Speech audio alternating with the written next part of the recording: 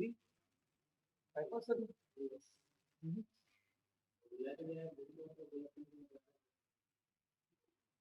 देखो hello hello हाँ क्या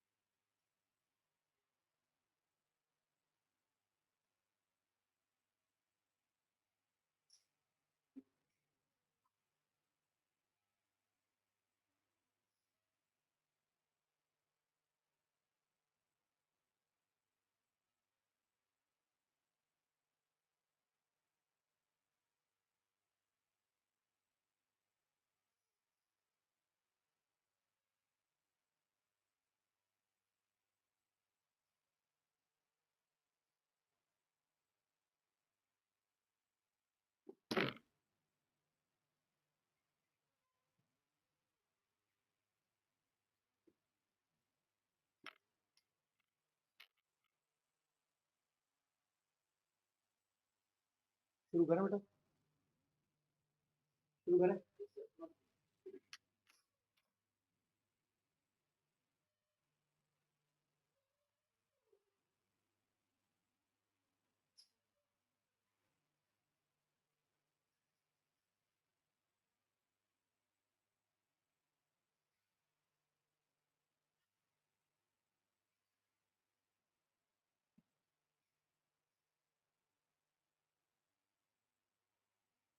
hello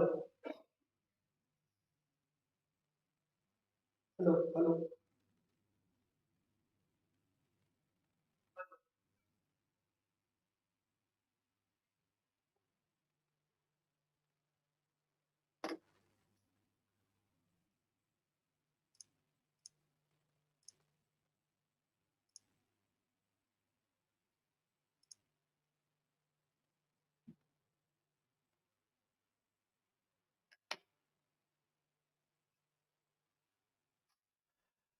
All right, guys. Good evening, everyone. चलिए सो ऑनलाइन स्टूडेंट्स गुड इवनिंग और आज का हमारा टॉपिक होने वाला है AS 15 एम्प्लॉय बेनिफिट्स। पता है मुझे तुम लोग यहाँ पर क्यों आए हो because of this AS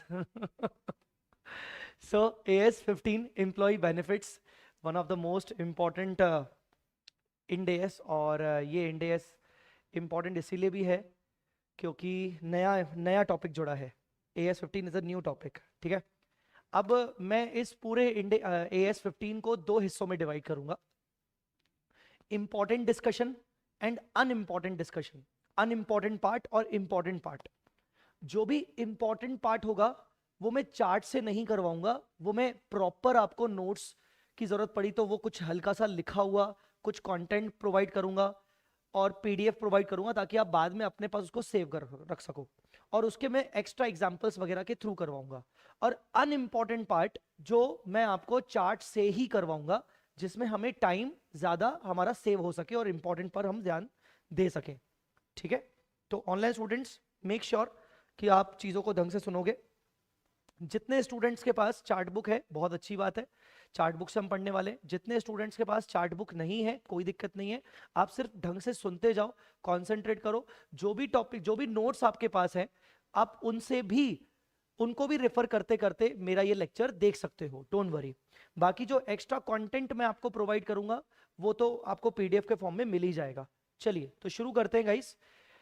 AS 15 employ benefit. सबसे पहले बात अगर करें एम्प्लॉय बेनिफिट की तो हमेशा याद रखना, जब तुम statement of profit and loss बनाते हो, क्या बनाते हो, तो statement of profit and loss के अंदर you must have seen one separate particular heading employee benefit की। मैं आपको दिखा देता हूं, one separate heading employee benefit के रिस्पेक्ट में। जब P&L आप बनाते हो statement of profit and loss, तो उसमें एक सेपरेट हेडिंग होती है एम्प्लॉय बेनिफिट एक्सपेंस। दिख रहा है आपको? ये P&L के अंदर आता है एम्प्लॉय बेनिफिट एक्सपेंस, ठीक है ना। तो इसका मतलब हम जो भी पढ़ रहे हैं वो इस पर्टिकुलर हेडिंग के रिस्पेक्ट में चीजों को पढ़ रहे हैं, ठीक है। अब जो ये एम्प्लॉय बेनिफिट AS15 है उसकी जो कुछ कुछ बेसिक बातें, जो अनइंपॉर्टेंट बातें, आइए पहले उसको समझने की कोशिश करते हैं। Applicability, all employee benefits except share based payment. Share based payment मतलब ईसॉप।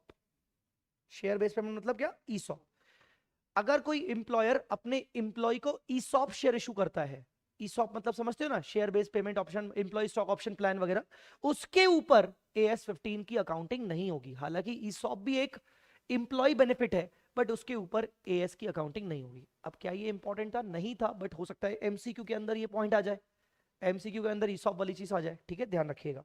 अब नेक्स्ट चीज, एम्प्लॉय बेनिफिट की अगर हमें अकाउंटिंग समझनी है तो हमें यह समझना पड़ेगा कि एम्प्लॉय बेनिफिट कितने टाइप के होते हैं। तो there are 4 types of employee benefits. 4 प्रकार के एम्प्लॉय बेनिफिट्स होते हैं। एक होते हैं आपके शॉर्ट टर्म एम्प्लॉय बेनिफिट्स। क्या बोला मैंने? Short term employ benefit. दूसरा होता है other long term employ benefit. अब ये वर्ड अदर क्यों लिखा है? क्योंकि अगला वाला भी लॉन्ग टर्म ही है, इसीलिए दोनों लॉन्ग टर्म है। तो अगले वाले का एक पर्टिकुलर नाम है, इसीलिए बाकी को बोल दिया गया अदर।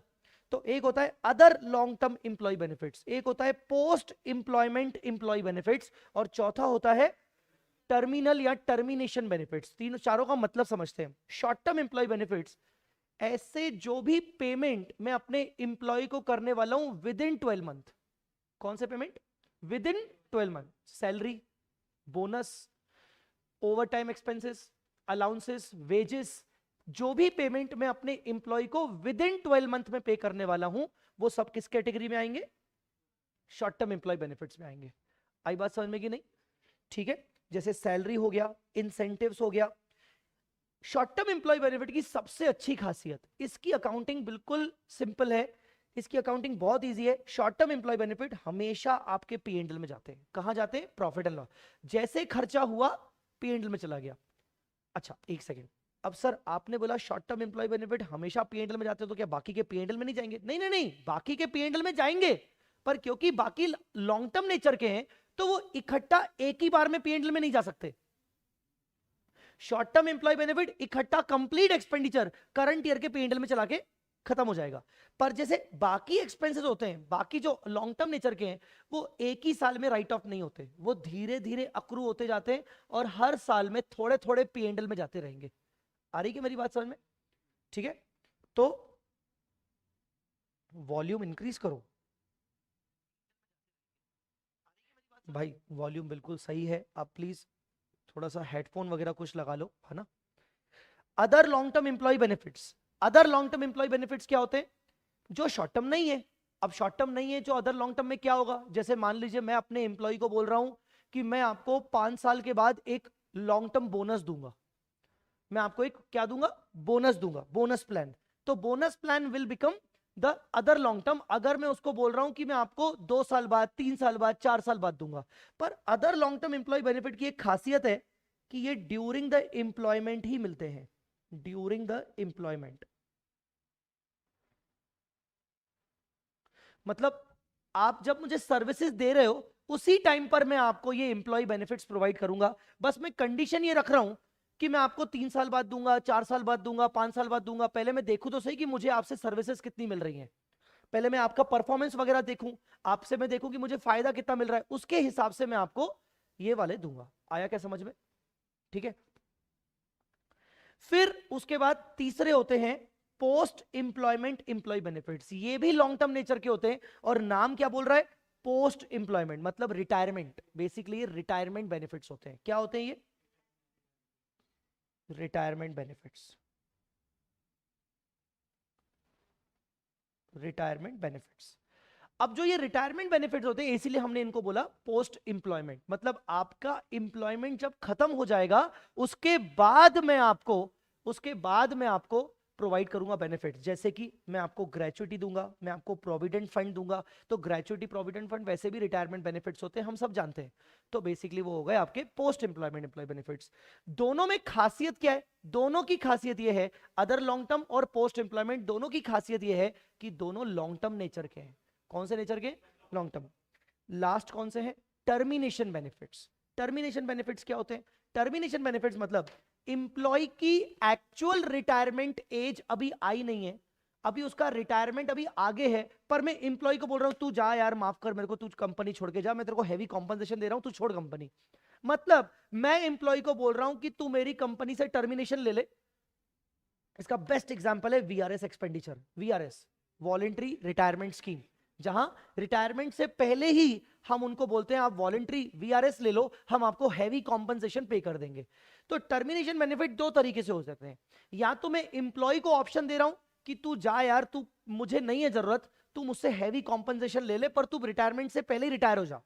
दूसरा, या तो मैं उसको अपनी मर्जी से निकाल रहा हूं, बोल रहा हूं now you are terminated, now I don't require your services, ये ले तुम्हारे पैसे, जाओ, जो भी तुम्हारा 1-2 लाख रुपए का कॉम्पनसेशन है जाओ।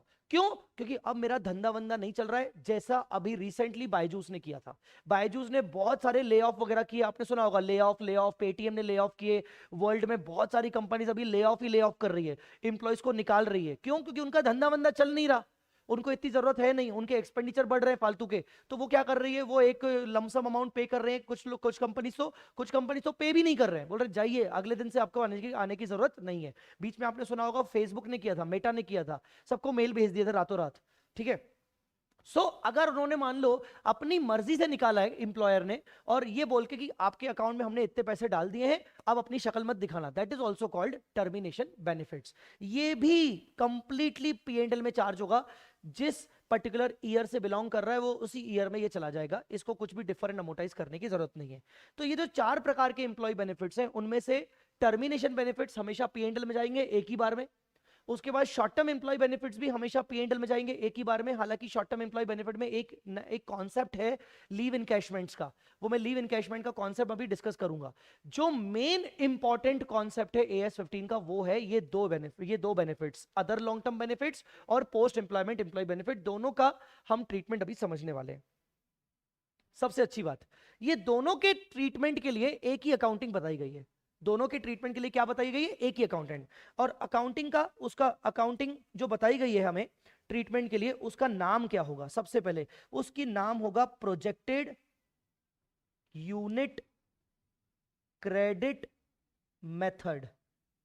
ये प्रोजेक्टेड यूनिट क्रेडिट मेथड किसके ऊपर लगता है? Other long term benefits and post employment employee benefits. Post employment employee benefits, ये इनके ऊपर लगता है। प्रोजेक्टेड यूनिट क्रेडिट मेथड नाम इसलिए बोल रहा हूं कि हो सकता है MCQ वगैरह में ये नाम के ऊपर कुछ ना कुछ आपसे पूछा जाए। बात समझ में आ रही कि नहीं? ठीक है, तो इन दोनों के ऊपर लगता है projected unit credit method. I am going to be bit slow compare to other lectures या प्रीवियस लेक्चर, बिकॉज AS15 थोड़ा सा टेक्निकल ज्यादा है, एंड डेफिनेटली AS15 में आप लोगों की एक्सपेक्टेशन भी यही होंगी कि हाँ यार थोड़ा सा ढंग से समझाओ सर, तो इसीलिए I will be bit slow, थोड़ा सा कंपैरेटिवली मैं स्लो रहूंगा।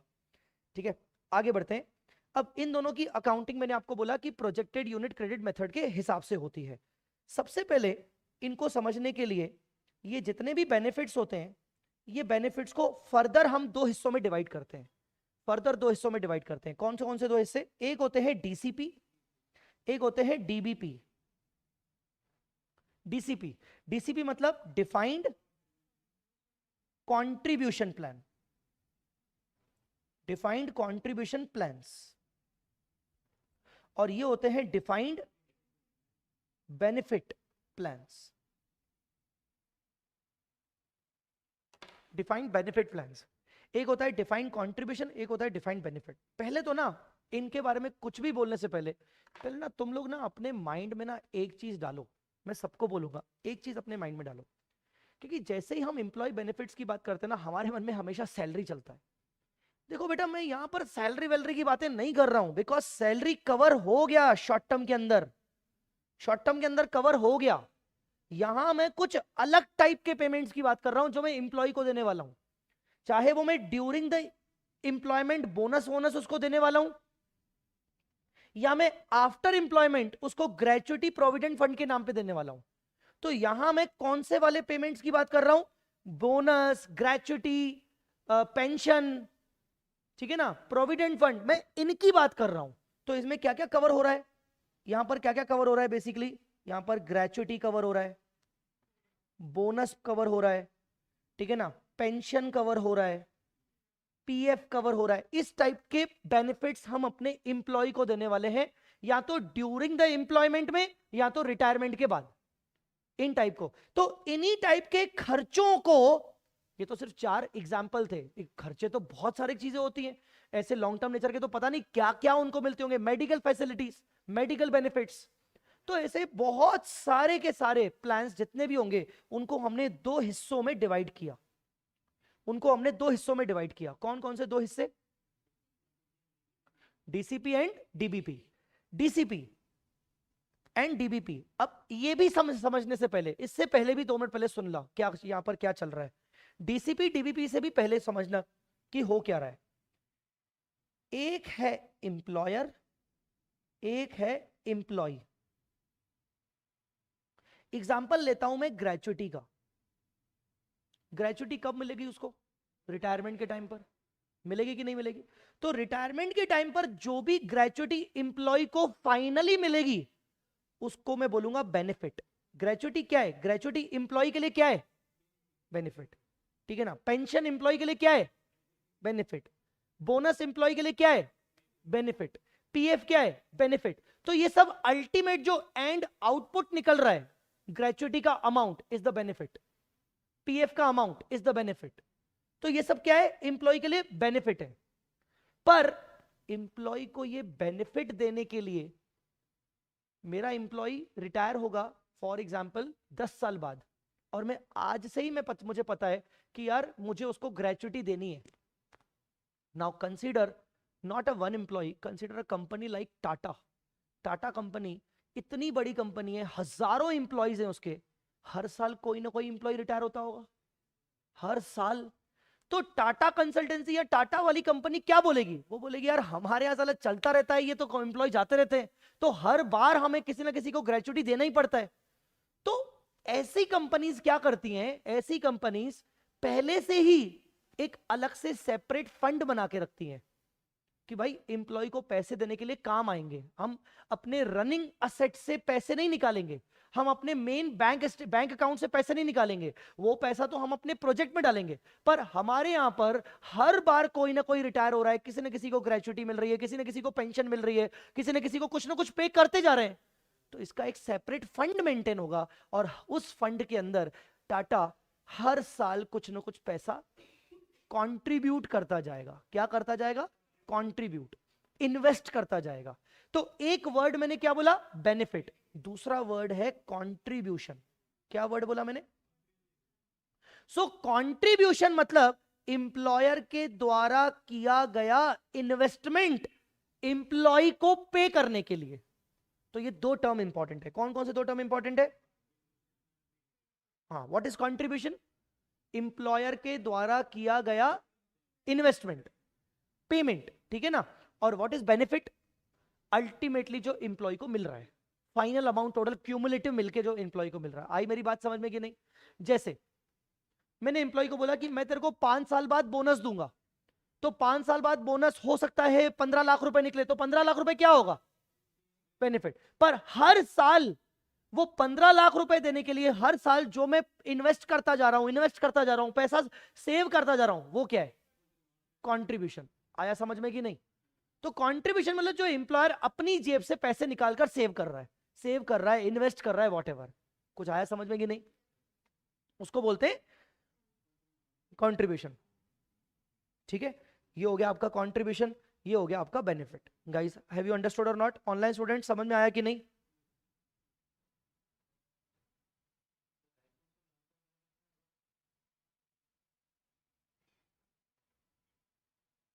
हाँ जी बोलिए।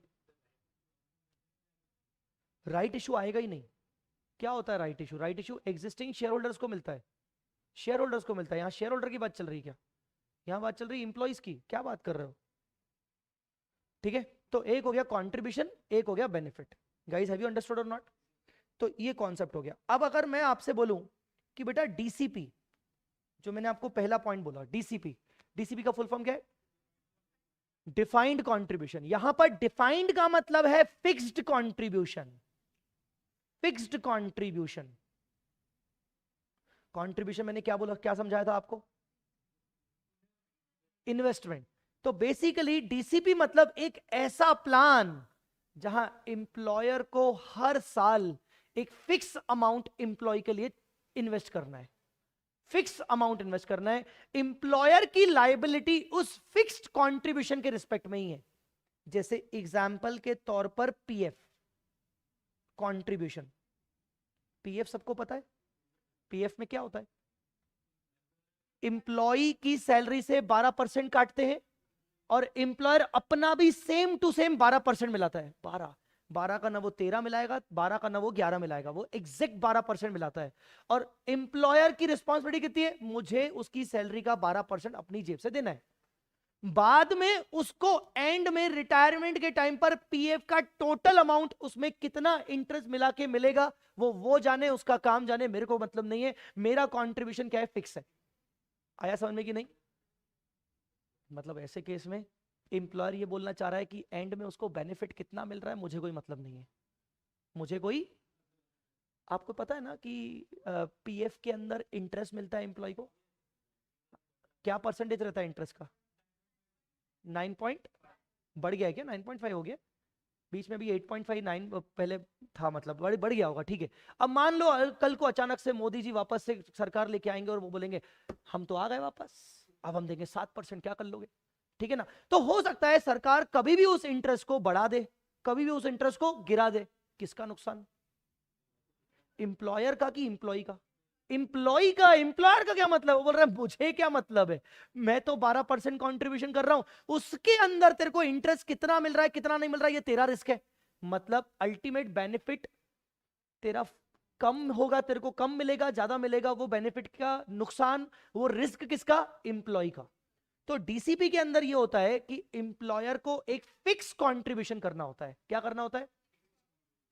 और वो जो फिक्स्ड कंट्रीब्यूशन होता है, वो जो फिक्स्ड कंट्रीब्यूशन होता है वही एम्प्लॉयर के लिए होता है एक्सपेंस फॉर एम्प्लॉयर। एम्प्लॉयर के लिए वो क्या होता है? एक्सपेंस, और वो जाता है उसके पीएनएल में। उसने अप्रैल मंथ का कंट्रीब्यूशन किया तो अप्रैल के पीएनएल में चला गया, मई मंथ का कंट्रीब्यूशन किया तो मई मंथ में चला गया। अरे अप्रैल की सैलरी का 12% तो अप्रैल में डालूंगा ना मैं अपना खर्चा, नहीं समझा? जैसे मान लीजिए एक एम्प्लॉय की सैलरी है 1 लाख रुपए, मैं इसकी सैलरी का कितना परसेंट काटूंगा? 12, और अपना कितना मिलाऊंगा? 12। अरे 12 हो जाएगा ना। तो मैं कैसे खर्चा कैसे बुक करूंगा? ये अप्रैल की सैलरी है तो मैं खर्चा कैसे बुक करूंगा? मैं 30 अप्रैल को क्या एंट्री पास करूंगा?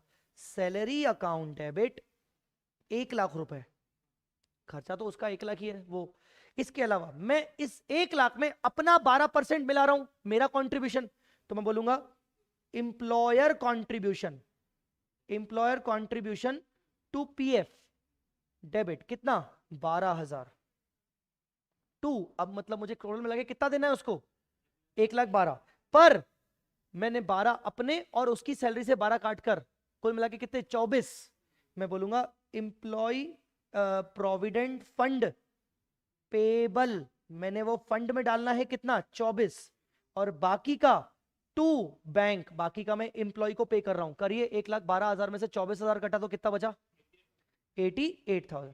मतलब मैंने इंप्लॉय की सैलरी से 12,000 काट के उसको 88 दे दिए, और वो 12,000 और मैंने अपनी जेब से 12,000 मिला के 24,000 में किसके अंदर पे करूंगा? ईपीएफ के अंदर पे करूंगा। आई मेरी बात समझ में कि नहीं? ये जो सैलरी थी ये कौन सा बेनिफिट है? Short term employee benefit. ये जो बेनिफिट है ये कौन सा बेनिफिट है? डीसीपी। डीसी, अरे वही लॉन्ग टर्म, लॉन्ग टर्म और पोस्ट एम्प्लॉयमेंट, पर वो कौन सी कैटेगरी का है? वो डीसीपी कैटेगरी का है। अब ये इंप्लॉयर कंट्रीब्यूशन टू पीएफ जो 12,000 ये कहां जाएगा? पीएनएल में। अप्रैल मंथ का है तो अप्रैल मंथ के पीएनएल में जाएगा। एंट्री क्या होगी? PNL account debit to salary to employer contribution. Salary 1 lakh, employer contribution 12, कुल मिला के 1,12,000 चला गया P&L में। तो बेसिकली डीसीपी की अकाउंटिंग क्या है? डीसीपी की अकाउंटिंग ये कहती है कि जितना भी इंप्लॉयर फिक्स कंट्रीब्यूशन कर रहा है वो पूरा का पूरा उसी पीरियड का, जिस पीरियड का कंट्रीब्यूशन है उसी पीरियड में P&L में डाल देगा, बात खत्म। आया समझ में कि नहीं? और एक और बात, इसकी कोई डिस्काउंटिंग भी नहीं होगी, no discounting, unless it is payable beyond 12 months. Mostly ये बियॉन्ड मतलब 12 महीने के बाद पे नहीं करना पड़ता, ये तो मुझे हर महीने महीने कंट्रीब्यूशन डालना पड़ेगा ना पीएफ के अंदर, तो इसकी कोई डिस्काउंटिंग करने की जरूरत नहीं है। आया समझ में कि नहीं? एक और बात, ये मैं जितना भी पोर्शन पढ़ा रहा हूं मुझे यकीन है कि आपसे कोई डिस्क्रिप्टिव क्वेश्चन नहीं पूछेगा, आपसे एमसीक्यू ही पूछेगा डीसीपी के अंदर। तो जितना हो सके उतना ध्यान रखो एमसीक्यू पॉइंट ऑफ व्यू से कि डीसीपी के अंदर डिस्काउंटिंग नहीं होने वाली। डीसीपी एक तरीके से एक फिक्स कंट्रीब्यूशन है एम्प्लॉयर का। आ रही क्या मेरी बात समझ में कि नहीं? और डीसीपी के अंदर किसी प्रकार के भी एक्चुअल अजम्पशन की जरूरत नहीं पड़ती, एक्चुअल अजम्पशंस की जरूरत नहीं पड़ती, नो एक्चुअल अजम्पशन। अब ये आपसे एमसीक्यू वाले ही चीजें पूछेगा यहां पर कि भाई डीसीपी के अंदर एक्चुअल अजम्पशन की जरूरत पड़ती है क्या? The answer is no.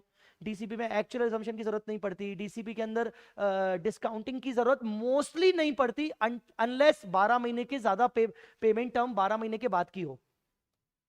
समझ में आया यहां तक? ठीक है, तो डीसीपी के कुछ कैरेक्टरिस्टिक देख लीजिए, डीसीपी के कैरेक्टरिस्टिक देख लीजिए जो आपके लिए एमसीक्यू के लिए इंपॉर्टेंट हो सकते हैं, एमसीक्यू के लिए इंपॉर्टेंट हो सकते हैं। डीसीपी के कैरेक्टरिस्टिक्स क्या क्या कैरेक्टरिस्टिक्स है? इंप्लॉयर का कंट्रीब्यूशन क्या होता है? फिक्स होता है, और वो जो कंट्रीब्यूशन है वही आप इंप्लॉयर के लिए क्या है? एक्सपेंस। एक्चुअल और investment risk is on the employee. सारी की सारी रिस्क किसकी होती है? एम्प्लॉय की। दो प्रकार की रिस्क होती है, एक होती है इन्वेस्टमेंट रिस्क, एक होती है एक्चुअल रिस्क। इन्वेस्टमेंट रिस्क मतलब वही जो मैंने आपको परसेंटेज की बात की थी ना, सेंट्रल गवर्नमेंट अगर मान लो कल को परसेंटेज चेंज कर दे, इंटरेस्ट का रेट चेंज कर दे, मोदी जी बाद में चेंज कर दे, 9.5 का 8.5 देंगे, 8 देंगे, 7 देंगे, किसका नुकसान होगा?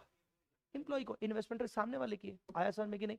एक्चुअल रिस्क मतलब जो मेन कंट्रीब्यूशन मैं कर रहा हूं, जो मैं मेन कंट्रीब्यूशन कर रहा हूं जो 12,000 का, वो भी मुझे तो बस 12,000 का कंट्रीब्यूशन करना है। कल को वो 12,000 के बजाय उसकी प्रिंसिपल वैल्यू भी गिर गई, बढ़ गई, उसका कोई टेंशन मेरे को नहीं है, उसका टेंशन किसको है? एम्प्लॉय को। तो वो हो गई एक्चुअल रिस्क। इसके अलावा एक्चुअल अजम्पशन की रिक्वायरमेंट नहीं है, एक्चुअल अजम्पशन लेने की जरूरत नहीं है। इंटायर एक्सपेंस कहां जाएगा? पूरा का पूरा कंट्रीब्यूशन कहा जाएगा? P&L। तो ये डीसीपी के बेसिक स्ट्रक्चर को मतलब बेसिक फीचर्स को ध्यान रखिएगा, हो सकता है कल को एमसीक्यू के रिस्पेक्ट में आ जाए। गाइस इतना समझ में आया कि नहीं? पक्का? तो ये भी आपका हो गया डीसीपी।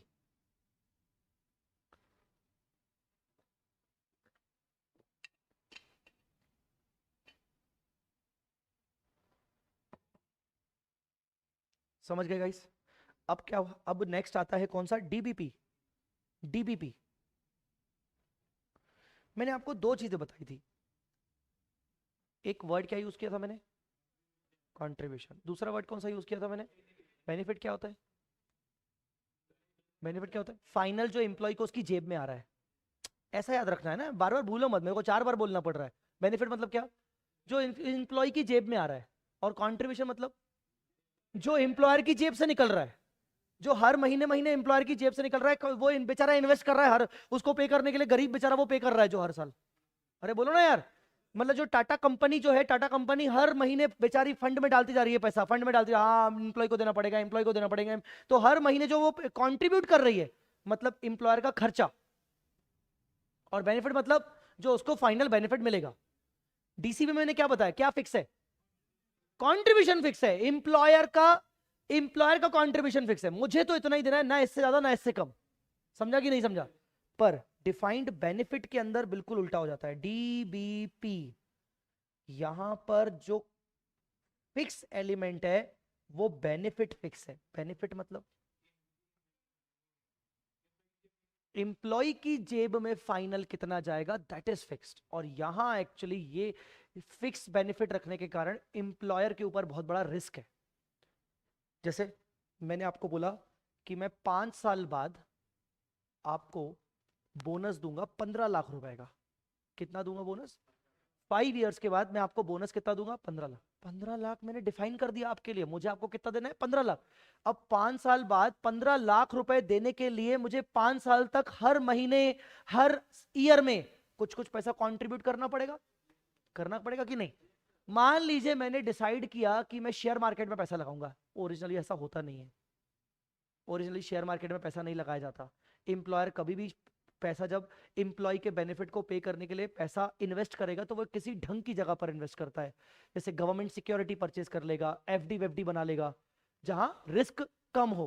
पर मैं जस्ट बता रहा हूं आपको कि मान लीजिए मैंने शेयर मार्केट में पैसा लगाया कि 5 साल के लिए मैं लॉन्ग टर्म इन्वेस्टमेंट कर लेता हूं, 5 साल बाद मेरा एम्प्लॉय रिटायर होगा या वॉटेवर, मैं उसको 15 लाख रुपए दे दूंगा। बोलो जी। तो मैंने आज एक कैलकुलेशन की, मैंने बोला एक काम करते हैं, उसको मुझे 15 लाख देना है ना, तो मैं मार्केट में पैसा लगाता हूं, मार्केट से मुझे कितना रिटर्न मिलेगा? लगभग लगभग 15%। तो मैं हर साल कुछ कुछ पैसा कंट्रीब्यूट करता जाऊंगा। पहले साल मैंने 3 लाख रुपए का इन्वेस्टमेंट कर दिया। कितने का इन्वेस्टमेंट किया? इस उद्देश्य से कि मुझे 15% का रिटर्न मिलेगा। एक साल खत्म हुआ, देखा मैंने भाई कितना वैल्यू हो गया मेरे फंड्स का। 3 लाख का जो इन्वेस्टमेंट किया था वो मेरा वैल्यू क्या हो गया? वैल्यू देखा तो 3 लाख का वैल्यू सिर्फ 3,10,000 रुपए हो गया। मतलब 15% रिटर्न नहीं आया, क्योंकि 3 लाख के हिसाब से 15% रिटर्न कितना होता है? 3,45,000 होता है। पर फंड की वैल्यू कितनी पड़ी है? 310। मैंने बोला यार ये तो टेंशन हो गई। मैंने सोचा था कि मुझे 15% रिटर्न मिलेगा, ये तो रिटर्न तो ना के बराबर मिल रहा है। ओ शिट, अब मुझे क्या करना पड़ेगा? मुझे तो अल्टीमेटली मुझे 5 साल बाद कितना वैल्यू चाहिए? 15 लाख चाहिए। तो मुझे बताओ आज भी क्या मुझे 3 लाख ही इन्वेस्ट करने पड़ेंगे क्या? नहीं, मुझे मेरा इन्वेस्टमेंट बढ़ाना पड़ेगा। आया समझ में कि नहीं? तो मैंने बोला यार एक काम करते हैं, इस बार 4 लाख का इन्वेस्टमेंट करते हैं, इस बार 4 लाख का कंट्रीब्यूशन करते हैं। बोलो बेटा, क्योंकि मार्केट का रिटर्न थोड़ा कम मिल रहा है। ठीक है, मैंने 4 लाख का रिटर्न इन्वेस्ट किया, तो पिछला वाला 3 लाख, इस बार का 4 लाख, और वो 3 लाख की वैल्यू 3,10,000 हो गई थी। कितना हो गया? 7,10,000। 2 साल खत्म हुए, मैंने बोला यार मार्केट तो साला ऐसे ही स्लो है, पर देखा तो इन्वेस्टमेंट की वैल्यू हो गई 9 लाख रुपए। सेकेंड ईयर के एंड में वैल्यू कितनी हो गई? 9 लाख। मैंने यार ये तो गजब मार्केट बदल गया। अब तो मतलब ऐसा लग रहा है कि अपकमिंग ईयर्स में मुझे कंट्रीब्यूशन अब शायद कम करना पड़ेगा। बोलो बेटा। तो इसीलिए मैंने थर्ड ईयर में कंट्रीब्यूशन किया सिर्फ 2 लाख रुपए का। मैं आपको क्या बोलने की कोशिश कर रहा हूं, पहले साल मेरा कंट्रीब्यूशन कितना था? 3 लाख। दूसरे साल मेरा कंट्रीब्यूशन कितना था? 4 लाख। तीसरे साल मेरा कंट्रीब्यूशन कितना था? तो क्या यहां पर मेरा कंट्रीब्यूशन फिक्स है क्या? नहीं। जबकि डीसीपी में मेरा क्या फिक्स था? कंट्रीब्यूशन फिक्स था, 12 12 12 12 12 12 उतना ही देना पड़ेगा। जबकि डीबीपी में मेरा कंट्रीब्यूशन फिक्स नहीं है, बल्कि उल्टा फिक्स क्या है? उसको एंड में जो उसको मुझे देना है वो मेरे को फिक्स है, 15 लाख रुपए। आया समझ में कि नहीं? So under DBP the annual contribution is not fix. तो पहला फीचर क्या है इस चीज का? इसका पहला फीचर है एनुअल कंट्रीब्यूशन, जो एम्प्लॉयर की तरफ से है, by employer is not fixed. Employer का कंट्रीब्यूशन फिक्स नहीं है। ठीक है, तो सर फिक्स क्या फिक्स है? क्या फिक्स है? बेनिफिट फिक्स है। सर क्या बेनिफिट हमेशा अमाउंट के फॉर्म में फिक्स होता है? नहीं। जैसे मैंने अभी अपना एग्जांपल क्या दिया, 15 लाख रुपए। 15 लाख रुपए एग्जांपल उल्टा भी हो सकता है। दूसरा, मैं आपको 5 साल बाद आपकी सैलरी का 20% दूंगा। किसका? आपकी सैलरी का 20%। 5 साल बाद जो भी आपकी सैलरी होगी उसका 20%। मुझे क्या पता सैलरी कितनी होगी, पर यहां पर भी बेनिफिट फिक्स है। फिक्स क्या बेनिफिट है? 20%। 20% इज अ फिक्स अमाउंट। आया समझ में कि नहीं? तो अमाउंट वाइज फिक्स नहीं है, बट टर्म्स वाइज वो फिक्स है। तो defined benefit could be fixed in form of amount और in form of percentage. Understood or not? तो इट शुड बी फिक्स। आया समझ में कि नहीं? पर क्या फिक्स नहीं है? कंट्रीब्यूशन फिक्स नहीं है। ठीक है ना? दूसरी चीज हमें यहां पर जरूरत क्या पड़ती है? हमें यहां पर एक्चुरियल अजम्पशंस की जरूरत पड़ती है। सर ये एक्चुरियल अजम्पशंस क्या होते हैं? एक्चुरियल अजम्पशंस सर क्या होते हैं? तो गाइज एक्चुरियल अजम्पशन में जैसे आगे चल के इन्फ्लेशन रेट क्या रहेगा, है ना, वो इन्फ्लेशन रेट क्या रहेगा, मॉर्टेलिटी रेट क्या रहेगा। मॉर्टेलिटी समझते हो? मॉर्टेलिटी रेट क्या रहेगा? किसी को पता है मॉर्टेलिटी रेट क्या होता है? हाँ, मॉर्टेलिटी रेट मतलब मैंने 500 एम्प्लॉयज के लिए मान लीजिए मेडिकल बेनिफिट अनाउंस किया, क्या अनाउंस किया? और उस मेडिकल बेनिफिट में मैंने अपने एम्प्लॉयज के लिए ये अनाउंस कर दिया कि जितने लोग ड्यूरिंग द एम्प्लॉयमेंट मरेंगे उनको अपनी तरफ से, हमारी कंपनी की तरफ से उनको 5-5 लाख रुपए मिलेंगे। अब बेनिफिट कब मिलेगा? मरने पर। तो मॉर्टेलिटी रेट ये तय करता है कि कितने मरेंगे। तो वो कौन डिसाइड करता है? एक्चुअली जो होता है ना, वो आपको बताएगा कि क्या रेट है मॉर्टेलिटी का, उसके हिसाब से हम एक्सपेंस बुक करेंगे। आया समझ में कि नहीं? तो ये एक्चुअली का काम है, उसका काम है हमें ये सब निकाल के देने का कि भाई इन्फ्लेशन रेट क्या है, मॉर्टेलिटी रेट क्या है, डिस्काउंट रेट क्या है, सैलरी का इंक्रीज रेट क्या चल रहा है, सैलरी इंक्रीज किस रेट से होगी, ये सब मॉर्टेलिटी रेट और ये सारे रेट एक्चुअल अजम्पशन के अंदर आते हैं। आया समझ में कि नहीं? अगर कभी आपसे कोई पूछे कि एक्चुअली अजम्पशन क्या होते हैं, तो आप उसको ये जवाब आप ये बोलोगे, एक्चुअली अजम्पशन। एक्चुअली अजम्पशन दो टाइप के होते हैं, एक होते हैं डेमोग्राफिक अजम्पशन और एक होते हैं फाइनेंशियल अजम्पशन। एमसीक्यू वाला पॉइंट है ये। एक होता है डेमोग्राफिक अजम्पशन, एक होता है फाइनेंशियल अजम्पशन। डेमोग्राफिक अजम्पशन में मॉर्टेलिटी एम्प्लॉय का डेथ रेट चेक किया जाता है, एम्प्लॉय का टर्नओवर रेट, कितने एम्प्लॉय आएंगे कितने जाएंगे। अरे वो तुमने कॉस्टिंग में पढ़ा है, लेबर टर्नओवर पढ़ा है ना, वो भी आपका डेमोग्राफिक असम्पशन होता है। Disability rate, early retirement rate, ये सब डेमोग्राफिक असम्पशंस होते हैं। दूसरे फाइनेंशियल असम्पशन में डिस्काउंट रेट, फ्यूचर की उसकी सैलरी कितने से इंक्रीज होगी, मार्केट का रेट ऑफ रिटर्न क्या चल रहा है, ये सब फाइनेंशियल। तो ये दो प्रकार के होते हैं, डेमोग्राफिक असम्पशन और फाइनेंशियल असम्पशन। समझ गए क्या?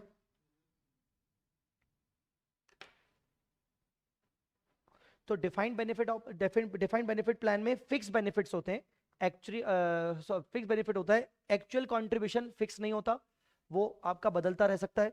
एक्चुअल अजम्पशन की रिक्वायरमेंट रखती है। फिर उसके बाद डिस्काउंटिंग करना पड़ता है, डिस्काउंटिंग इज रिक्वायर्ड, डिस्काउंटिंग समझनी पड़ती है। ठीक है, आया समझ में? अब इन बेनिफिट्स को कैसे फाइंड आउट किया जाएगा, इनका कैलकुलेशन क्या होगा? इन बेनिफिट्स का डिफाइंड बेनिफिट प्लान्स की कैलकुलेशन क्या होगी, ध्यान से देखिएगा। पहले हम एक बार चार्ट से डिफाइंड बेनिफिट प्लान्स को, इसके फीचर्स देख लेते हैं। यहां पर एम्प्लॉयर का contribution may not be fixed, agreed benefits are required to be provided under the DBP. Agreed benefit लिखा है, अग्रीड बेनिफिट मतलब 15 लाख दूंगा, मैंने बोल दिया अग्रीमेंट, या 20% दूंगा, अग्रीड। बेनिफिट क्या है? अग्रीड है, मतलब फिक्स है। अग्रीड बेनिफिट मतलब फिक्स, बेनिफिट फिक्स्ड है। Actual and investment risk is on the employer. अभी मैंने आपको थोड़ी देर पहले एग्जांपल दिया कि मुझे उसको 15 लाख रुपए देने के लिए मैंने सोचा था कि मुझे 15% रिटर्न मिलेगा मार्केट से, पर मुझे रिटर्न कितना मिला था? 10,000 का रिटर्न मिला था। फिर मुझे ज्यादा इन्वेस्टमेंट करना पड़ रहा था। तो ये पूरा मार्केट का रिस्क किसके ऊपर है? एम्प्लॉयर के ऊपर, क्योंकि कल को अगर एम्प्लॉयर ने कॉन्ट्रीब्यूशन कम किया तो 15 लाख रुपए देने के लिए एक्स्ट्रा मिलाना पड़ेगा।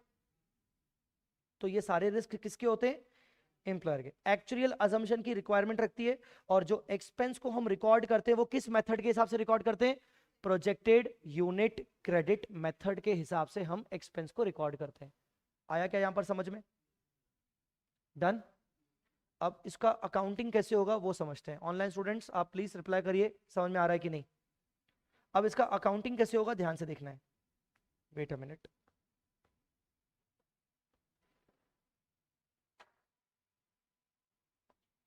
हाँ जी, ये एक एग्जाम्पल है, ऑलरेडी मैंने सेट किया हुआ ये example. This is the example, ध्यान से देखिएगा। तुम लिखते विखते कुछ नहीं हो गया नालायक? हाँ, ऐसे ही बैठे हो, लॉ पढ़ रहे हो क्या? हाँ,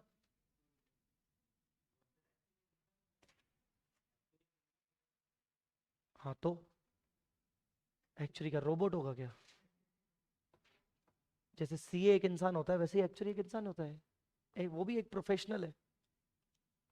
ठीक है, अभी अपन एक बार डिफाइंड बेनिफिट ऑब्लिगेशन इसको पढ़ते हैं कि डिफाइंड बेनिफिट को कैसे किया जाता है। सामने देखिएगा सब लोग। A lump sum gratuity equal to 1% of the final salary for each year of service is payable on the termination of service। हम उसको कब देंगे? टर्मिनेशन पर, मतलब जब उसकी सर्विस खत्म हो जाएगी ना, ठीक है ना, तब उसको पे किया जाएगा। कितना पे किया जाएगा? तो ये डिफाइंड बेनिफिट है क्योंकि परसेंटेज फॉर्म में ये डिफाइन हो गया। 1% of final salary for each year of service. ठीक है, सैलरी फर्स्ट ईयर में कितनी है? And is assumed to increase at a rate of 7% each year, resulting in 13,100 at the end of. Even आप निकाल भी सकते हो, आप एक बार कैलकुलेटर पे लिखो 10,000, इसमें करो प्लस कितना परसेंट इंक्रीज होगा? 7% इंक्रीज होगा। तो प्लस करो 7% प्लस 7% प्लस 7% और प्लस 7% करो। कितनी बार किया? 4 बार। 4 बार क्यों किया? 5 बार क्यों नहीं किया? क्योंकि वो तो 5 साल बोल रहा है। तो ये वाला जो सैलरी है फर्स्ट ईयर में तो ये ऑलरेडी है ना, तो ये कब हो जाएगी? सेकेंड ईयर में। ये कब हो जाएगी? थर्ड ईयर में। ये कब हो जाएगी? फोर्थ ईयर में। ये कब हो जाएगी? फिफ्थ ईयर में। तो 4 बार करना पड़ेगा ना। आया समझ में कि नहीं? तो कितनी हो जाएगी सैलरी इंक्रीज हो होके? 13,107 है, तो वो राउंड ऑफ में बता रहा है कि कितनी हो जाएगी? 30,100 हो जाएगी eight the end of fifth year. और उसको हम कितना बेनिफिट देने वाले? 1%। किसका? 10,000 का कि 13,100 का? 13,100 का, क्योंकि जब वो टर्मिनेट होगा उसकी उस टाइम की salary, final salary. The discounting rate used is 10%। Discounting rate कौन तय करता है? एक्चुअली। सैलरी कितने से इंक्रीज हो रही है ये कौन तय कर रहा है? एक्चुअली। ये सारे अजम्पशंस हैं उसके एक्चुअली के, समझे क्या? Show how the obligation build up for the employee who is expected to leave at the end of year 5 assuming that there are no changes in actuarial assumption। तो अब इसको करेंगे कैसे? अगर आप लिखोगे साथ साथ तो बेटर रहेगा। हम यहां पर बता रहे थे कि करंट सैलरी कितनी है? Current salary 10,000। फाइनल सैलरी कितनी होगी? Final salary expected with 7% increase के हिसाब से आपकी फाइनल सैलरी कितनी होने वाली है? 13,100। और आपका बेनिफिट क्या है? डिफाइंड बेनिफिट क्या है? डिफाइंड बेनिफिट है 1% of final salary for each service year. Each service year. Employee कितने सर्विस ईयर काम कर रहा है? एम्प्लॉय कितने सर्विस ईयर काम कर रहा है? 5 साल लिखा है ना। Employee who is expected to leave at the end of 5 year, तो वो 5 साल काम कर रहा है, तो ये उसका बेनिफिट है। तो चलिए बेनिफिट निकालते हैं। डिफाइंड बेनिफिट कितना है? 1% of 13,100 multiply by 5। 1% of 13,100 multiply by 5 करो, कितना आया? 655। 655 आया क्या समझ में? तो 655 क्या है? Final benefit. जो मेरे एग्जांपल में 15 लाख रुपए था ना, जो एंड में उसको 15 लाख रुपए देना है, एंड में उसको कितना देना है? अब 655, अब तुम इसको ना छोटा मोटा अमाउंट मान लो 650 करोड़ होगा, तो इतना देने के लिए हर साल एम्प्लॉयर को क्या करना पड़ेगा? कंट्रीब्यूशन। तो हमारा जो एक्सपेंस है वो कंट्रीब्यूशन होगा। ये तो हमारा फाइनल आउटकम आएगा। अच्छा, दूसरी भाषा में ये 655 कब देना है? 5 साल बाद, जब वो मुझे 5 साल की सर्विस दे देगा। तो लॉजिकली आपको नहीं लगता कि मुझे 655 को 5 इयर्स में अमोर्टाइज करना चाहिए? बस ये सा समझ के चलो, मुझे 655 को क्या करना चाहिए? 5 साल में अमोर्टाइज करना चाहिए। Guys, are you understood or not? तो मुझे पहले साल कुछ खर्चा बुक करना पड़ेगा, दूसरे साल कुछ खर्चा बुक करना पड़ेगा, तीसरे साल कुछ खर्चा बुक करना पड़ेगा, ऐसा। ठीक है, तो इसको कैसे करेंगे? मैं अब आपके साथ शुरू कर रहा हूं प्रोजेक्टेड यूनिट क्रेडिट मेथड। यहां पर लिखिए projected unit credit method. Projected unit credit method. सबसे पहले हम क्या करेंगे? सबसे पहले हम निकालेंगे allocated benefits of each year. Allocated benefits of each year. Total benefits कितने? 655। तो 655 डिवाइडेड बाय 5। हर साल का अलोकेटेड बेनिफिट कितना होगा? 131। ठीक है, आई बात समझ में कि नहीं? अब हम सेकंड चीज निकालेंगे, कैलकुलेट करंट सर्विस कॉस्ट। क्या निकालेंगे? करंट सर्विस कॉस्ट, शॉर्ट में CSC, current service cost. Meaning मैं आपको बाद में समझाऊंगा। Calculate current service cost. Current service cost कैसे निकालेंगे? ये निकालेंगे with the help of discounting rate.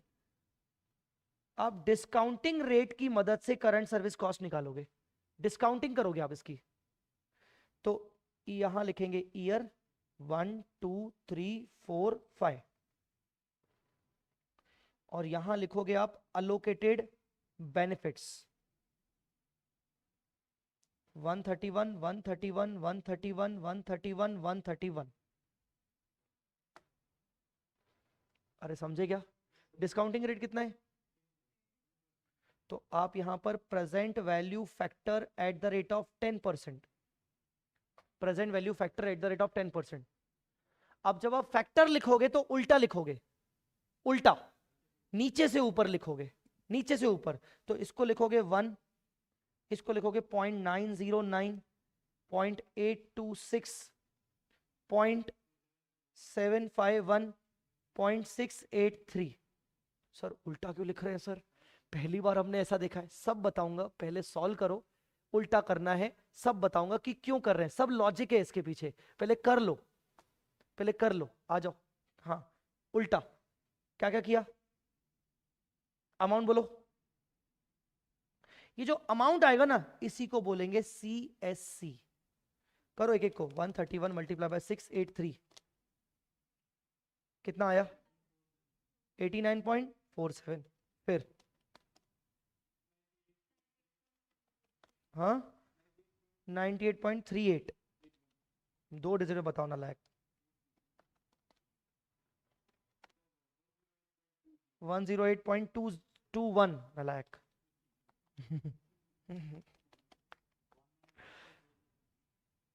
119.08 नालायक। और 131।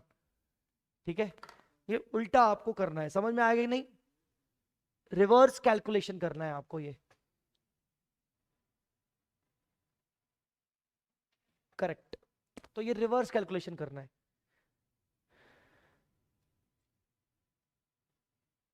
ठीक है, डन। ये क्या निकला आपका? Current service cost. अब आप बोलोगे सर उल्टा क्यों किया? ध्यान से देखो, अब सुनो, अब लॉजिक सुनो। मैं अगर आपको बोलूं CSC का full form current service cost है, इसका हिंदी मीनिंग क्या होता है? करंट सर्विस कॉस्ट, इसका हिंदी मीनिंग क्या होता होगा? ऐसे ही जस्ट मतलब अगर आप ऐसे ही सिंपल हिंदी इसका करो तो क्या करोगे? Current service cost. उसने जो मुझे करंटली सर्विस दिया उसका खर्चा। समझा कि नहीं? अब आप इसको लॉजिकली देखो क्यों हो रहा है ये। मैं एम्प्लॉय को आज की करंट ईयर की सर्विस, सेकेंड ईयर की सर्विस, थर्ड ईयर की सर्विस, फोर्थ ईयर की सर्विस और फिफ्थ ईयर की सर्विस हो जाने के बाद उसको पैसे दूंगा। 5 साल की सर्विस के बाद पैसे दूंगा ना उसको मैं। अच्छा एक सेकेंड, करंट ईयर की सर्विस उसने मुझे आज दे दी, तो कहीं ना कहीं वो आज एक एक्स अमाउंट के लिए एलिजिबल हो गया होगा। करंट ईयर की उसने मुझे सर्विस दी, तो आज वो इस पर्टिकुलर अमाउंट के लिए एलिजिबल हो गया ना। पर मैं उसको क्या बोल रहा हूं? मैं तुझको ये अभी नहीं दूंगा। कब दूंगा? अच्छा ये ड्यू कब हुआ होगा? फर्स्ट ईयर के एंड में बोलो, एंड में। ड्यू कब होगा? के एंड में। तो मैंने उसको क्या बोला? वो मेरे से मांगने आ गया पैसे, दे दो अभी दे दो। मैंने अभी नहीं दूंगा, पूरे 5 साल खत्म कर फिर तेरे को इकट्ठा दूंगा। आपको आ रहा है, समझ में आ रहा है कि नहीं आ रहा है?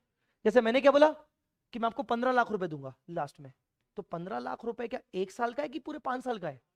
5 साल का है ना। तो 15 लाख में से आप पहले साल कुछ तो अक्रू हो गया होगा ना उसकी सर्विस के बाद। तो कितना अक्रू हुआ? मान लो एक्स अमाउंट। पर मैं उसको पे कब करूंगा? फर्स्ट ईयर का एंड खड़ा है तो मैं उसको 4 साल बाद, अरे फर्स्ट ईयर का एंड खड़ा है ना, 4 साल बाद। तो मुझे एम्प्लॉय कायदे से क्या बोलेगा? कि सर आप मुझे ये एक्स अमाउंट अभी तो दे नहीं रहे हो, तो कब दोगे? 4 साल बाद। तो सर मुझे एक्स्ट्रा 4 साल का ब्याज चाहिए। 4 साल का क्या चाहिए? इंटरेस्ट, ब्याज चाहिए। तो 4 साल का ब्याज वो मुझे कैसे लेगा? +10%, +10%, +10%, +10%, 4 बार। बोलो हाँ या ना? अगर मैं आपको बोलूं कि वो जो एक्स अमाउंट है वो 89.47 है, करो कैलकुलेटर पे लिखो, 89.47 लिखो कैलकुलेटर पे। अब इसके ऊपर 4 बार ब्याज ऐड करो उसके, +10%, +10%, +10%, +10%, करो ऐड। It's 131, it's 131। तो क्यों मैंने की रिवर्स डिस्काउंटिंग? रिवर्स डिस्काउंटिंग मैंने इसीलिए की क्योंकि, सुनना आप ध्यान से, मैंने क्यों की रिवर्स डिस्काउंटिंग? आज मेरा इंप्लॉय 0.683 के लिए एलिजिबल हो गया है। अगर आज मुझे उसको 0.683 देना है तो मैं उसको ये ना देकर मैं उसको बोल रहा हूं कि तू 4 साल का वेट कर, मैं तेरे को इसके ऊपर 10% का ब्याज मिला के तेरे को 1 रुपया दूंगा 5 साल बाद। आया समझ में कि नहीं? अरे 683 क्या है? 0.683 क्या है? 1 रुपए की प्रेजेंट वैल्यू चौथे साल की। हाँ, नहीं समझा मैंने, सुना नहीं। पहले साल, हाँ, ये फर्स्ट ईयर की 1 रुपए की चार चार फोर्थ ईयर की रेट है, डिस्काउंटिंग रेट है। आया समझ में कि नहीं? कुछ आया, क्लियर हुआ कि नहीं? सो इसको मैं ऐसा लिखूं, अगर भाई पंखा वंखा है क्या कुछ? बच्चों को ऐसे ही में बिठा रहे हो, फैकल्टी को तुम ऐसे ही, मतलब। हाँ? फिर आवाज नहीं आ रही है, परमिशन से बात कर रहा हूँ। हम्म, सामने देखिए,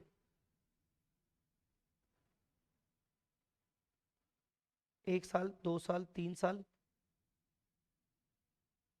4 साल, 5 साल। आया नहीं?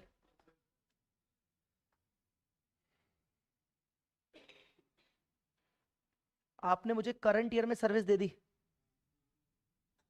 दे दी सर्विस, दे दी सर्विस, दे दी। तो सर्विस देने पर मुझे आपको एक्स अमाउंट देना चाहिए।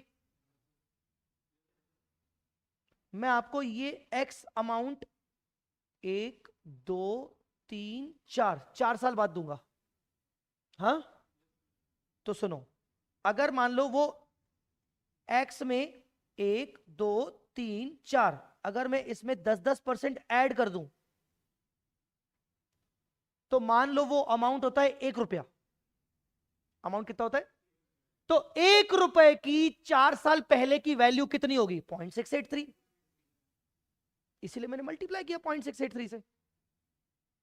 So what is 0.683? 0.683 is the present value of 1 रुपया after 4 years. और ये क्या है? ये 131 आज की वैल्यू नहीं है, 131 इज द फ्यूचर वैल्यू है, इसके अंदर ब्याज शामिल है। इसीलिए मैं उसको चौथे साल की डिस्काउंटिंग रिवर्स वर्किंग कर रहा हूं। आई होप आप सब समझ में आ गया होगा। अब मैं ज्यादा बात नहीं करूंगा इस पे क्योंकि अब अपने को इसको सॉल्व करना है। तो रिवर्स वर्किंग होगी हमेशा, रिवर्स वर्किंग होगी। और रिवर्स वर्किंग करके क्या आ गया? हमें करंट सर्विस कॉस्ट मिल गया। चलो मुझे बताओ, फर्स्ट ईयर में मुझे एम्प्लॉय ने कितने की सर्विस दी? आप 131 नहीं बोलोगे, आप क्या बोलोगे? 89 पॉइंट। पर उसको मैं पेमेंट कब करूंगा? 4 साल बाद। तो वो कितने हो जाएंगे? 131। अब मुझे बताओ, सेकेंड ईयर में भी मुझे उसने सर्विस दी, दी कि नहीं दी? तो कितने की सर्विस दी? 98 पॉइंट।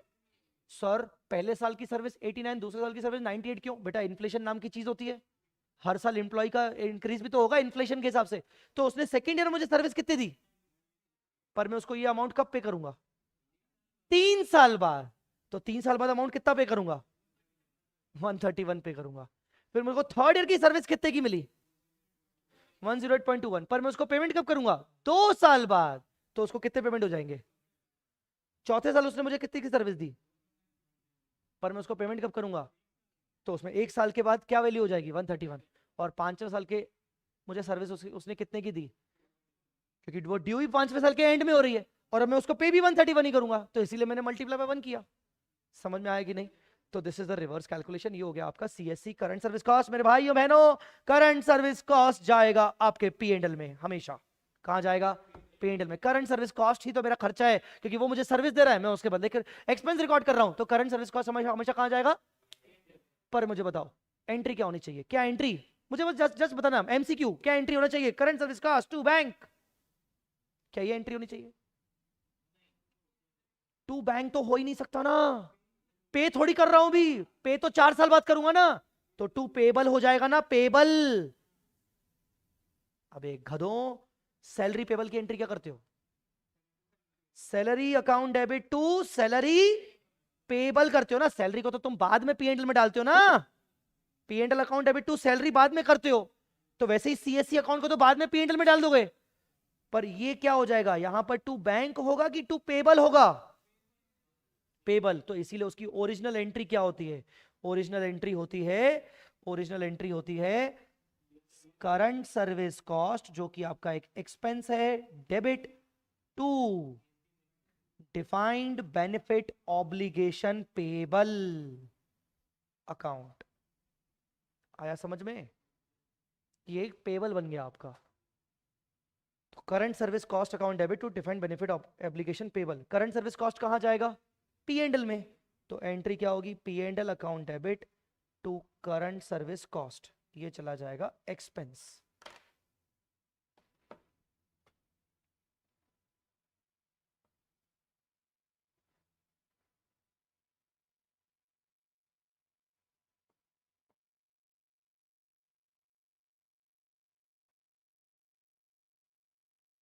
Guys understood? तो करंट सर्विस कॉस्ट हमेशा P and L. Current service cost निकालने के लिए क्या करना पड़ता है? डिस्काउंटिंग। डिस्काउंटिंग कौन सी? नॉर्मल डिस्काउंटिंग की रिवर्स डिस्काउंटिंग? Reverse discounting. एकमात्र पूरे तुम्हारी पूरे होल सिलेबस में जहां जहां डिस्काउंटिंग होती होगी, बस एक ही जगह ऐसी डिस्काउंटिंग है जहां रिवर्स होती है। होल सिलेबस बोल रहा हूं, होल सीए करिकुलम में तुम्हारी रिवर्स डिस्काउंटिंग सिर्फ एक ही जगह होगी, क्योंकि तुम एफएम में भी तो डिस्काउंटिंग करती हो ना, पर कभी रिवर्स की है क्या तुमने? नहीं की है। बस रिवर्स डिस्काउंटिंग एक ही जगह होती है, एएस 15 में। समझ गए? पर एक बात बताओ, क्या इसका टोटल 655 आएगा? हाँ। पर क्या इसका टोटल भी 655 आएगा क्या? इसका टोटल 655 आ ही नहीं सकता। आपको नहीं लग रहा कि आप हर साल खर्चा तो कम बुक कर रहे हो? कायदे से देना आपको कितना है? 655 बोलना कितना देना है, पर आप खर्चा क्या 655 बुक कर रहे हो क्या? तो बाकी का बीच का डिफरेंस क्या है? इंटरेस्ट, ब्याज। अरे आपने बोला था ना कि 4 साल बाद दूंगा, तो आपको अलग से क्या रिकॉर्ड करना पड़ेगा? तो पहली पॉइंट हो गई थी एलोकेटेड बेनिफिट, दूसरी पॉइंट हो गई थी करंट सर्विस कॉस्ट, तीसरी पॉइंट कैलकुलेट इंटरेस्ट कॉस्ट।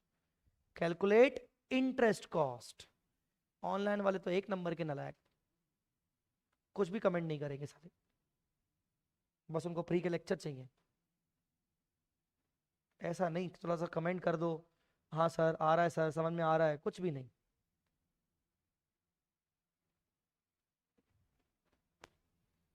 चले आगे बढ़े। ईयर ओपनिंग इंटरेस्ट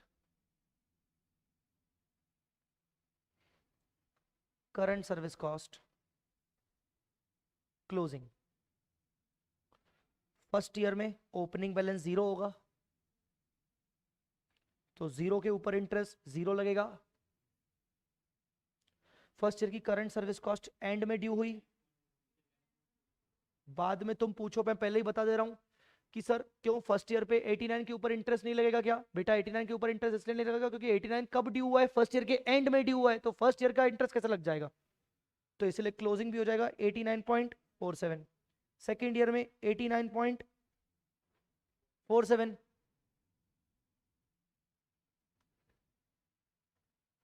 अब लगाओ इंटरेस्ट। इंटरेस्ट किस रेट पर लगाएंगे? जो डिस्काउंटिंग रेट यूज किया था, 10%। करो।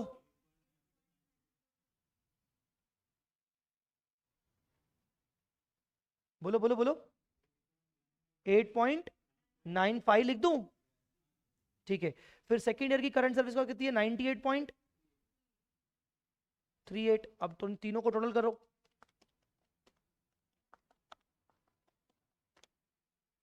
196.8।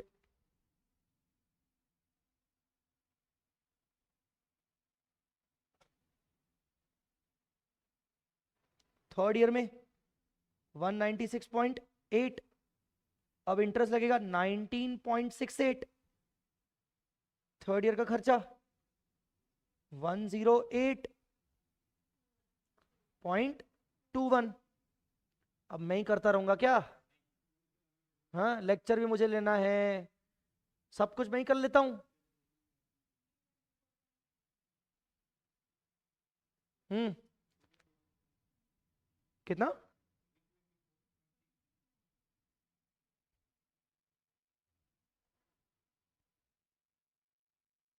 32.47।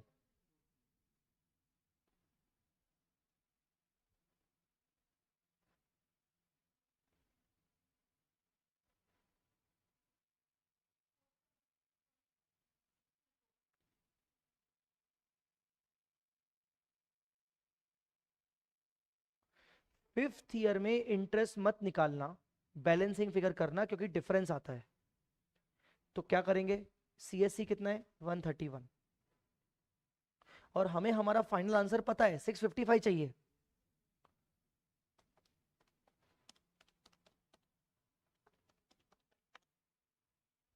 $47.76 आया समझ में कि नहीं? अब मुझे बताओ, इन सब का टोटल करोगे क्या? कितना है इन सब का, इंटरेस्ट वाले का?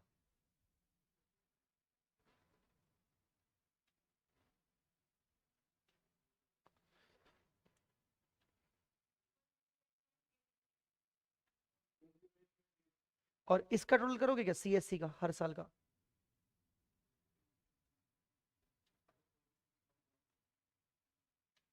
क्या बात कर रहे हो, पक्का? Very good, 546.14। 546 पॉइंट। तो क्या किया आपने? हर साल एंटिटी, अब ध्यान से देखिए सब लोग सामने, पहले साल एंटिटी कितना खर्चा बुक करेगी पीएनएल में, पर दूसरे साल एंटिटी ये तो बुक करेगी ही करेगी, प्लस साथ साथ दोनों को बुक करेगी। फिर तीसरे साल बुक करेगी, चौथे साल बुक करेगी, पांचवें साल बुक करेगी। तो कुल मिला के ओवरऑल बुकिंग कितनी हो जाएगी? 655, जो हमारा एक्चुअल खर्चा हम उसको दे रहे थे। करंट सर्विस कॉस्ट की एंट्री क्या की थी आपने? यार कम ऑन यार, सैलरी टू सैलरी पेबल होता है ना यार। यार मतलब इतना तो बेसिक सबको आता है, सैलरी टू सैलरी पेबल होता है, तो सैलरी पेबल का दूसरा नाम क्या हो गया? Defined benefit obligation payable. हम डीबीपी पढ़ रहे हैं यार, डिफाइंड बेनिफिट ऑब्लिगेशन पेबल। और सैलरी की जगह पर क्या आ गया? Current service cost. ठीक है ना? इंटरेस्ट की एंट्री क्या होगी? सेम एंट्री, बस सीएससी की जगह पर क्या हटा दो? इंटरेस्ट डाल दो। क्या एंट्री करोगे? Interest cost account debit to defined benefit obligation. क्या एंट्री करेंगे इंटरेस्ट की? इंटरेस्ट कॉस्ट जो कि पी एंड एल में जाएगा, debit to defined benefit obligation payable, DBO payable,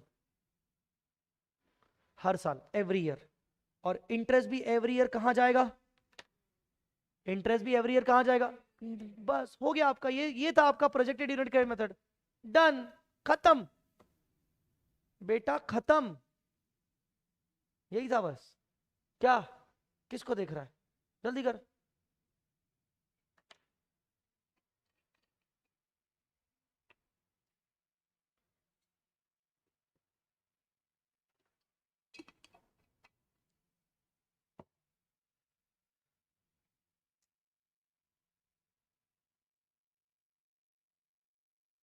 कुछ समझे तुम लोग? क्या समझे? क्या समझे नालायक?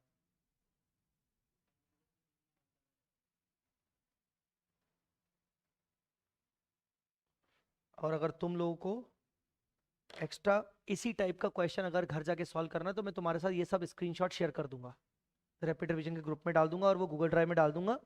ये स्क्रीनशॉट में पूरा complete step 1 step 2 step 3 step 4 वगैरह कैसे कैसे सॉल्व करना है सब कुछ लिखा हुआ है, कर लेना वो। ठीक है, तो एक आध प्रैक्टिस हो जाएगी ना, मतलब क्योंकि इंस्टीट्यूट ने अपने AS 15 में ज्यादा क्वेश्चन डाले नहीं है, समझे क्या? चलो, तो ये तो हो गया तुम्हारा डिफाइंड बेनिफिट ऑब्लिगेशन की अकाउंटिंग।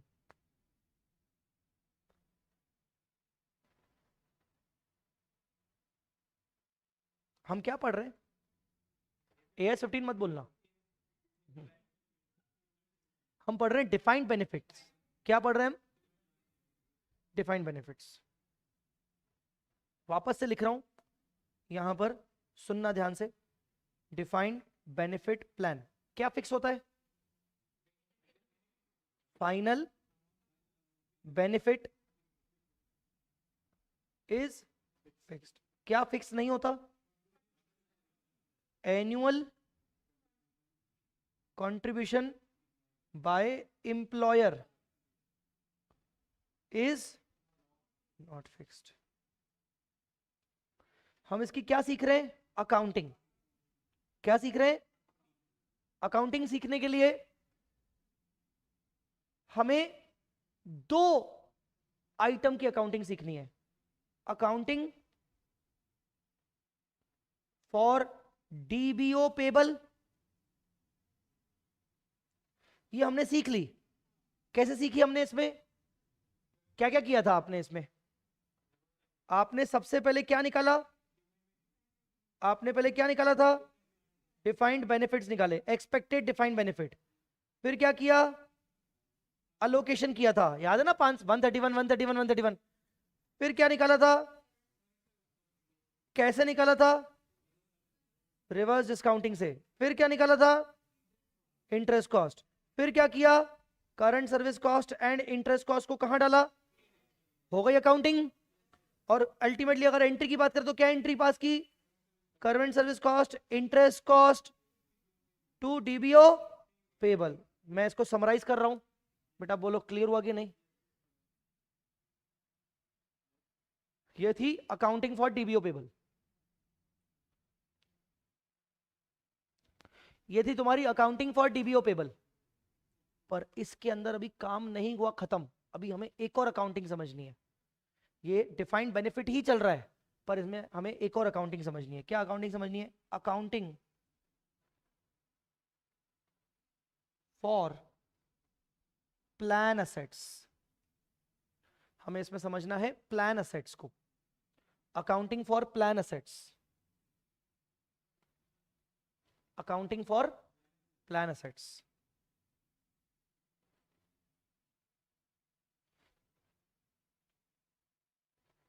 यहां तो मैं समरी लिखूंगा बाद में, तो मैं प्लान असेट की बात करूंगा अब।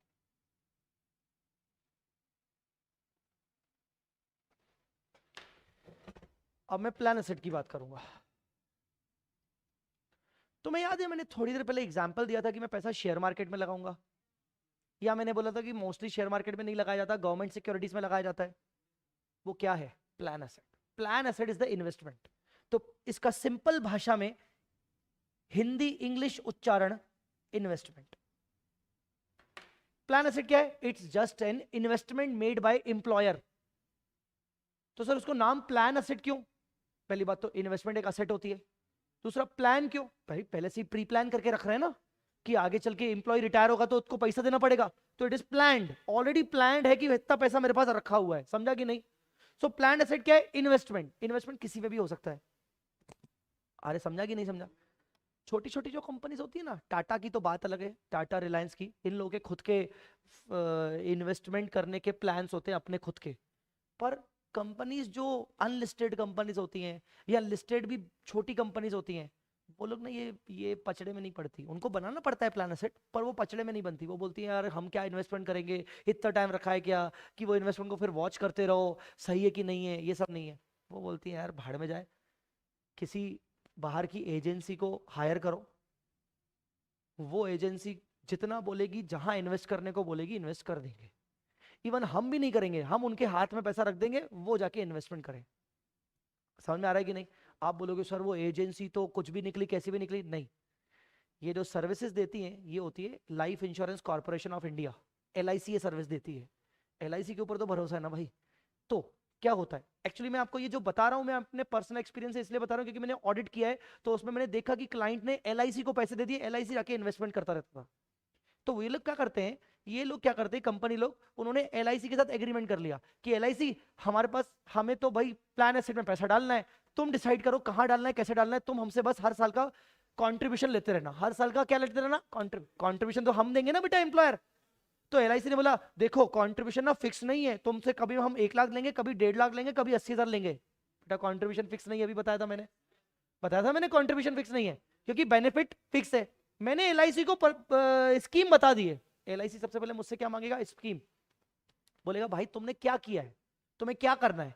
मैंने बोला यार मेरे को 1% ऑफ द फाइनल सैलरी देना है अपने एम्प्लॉय को।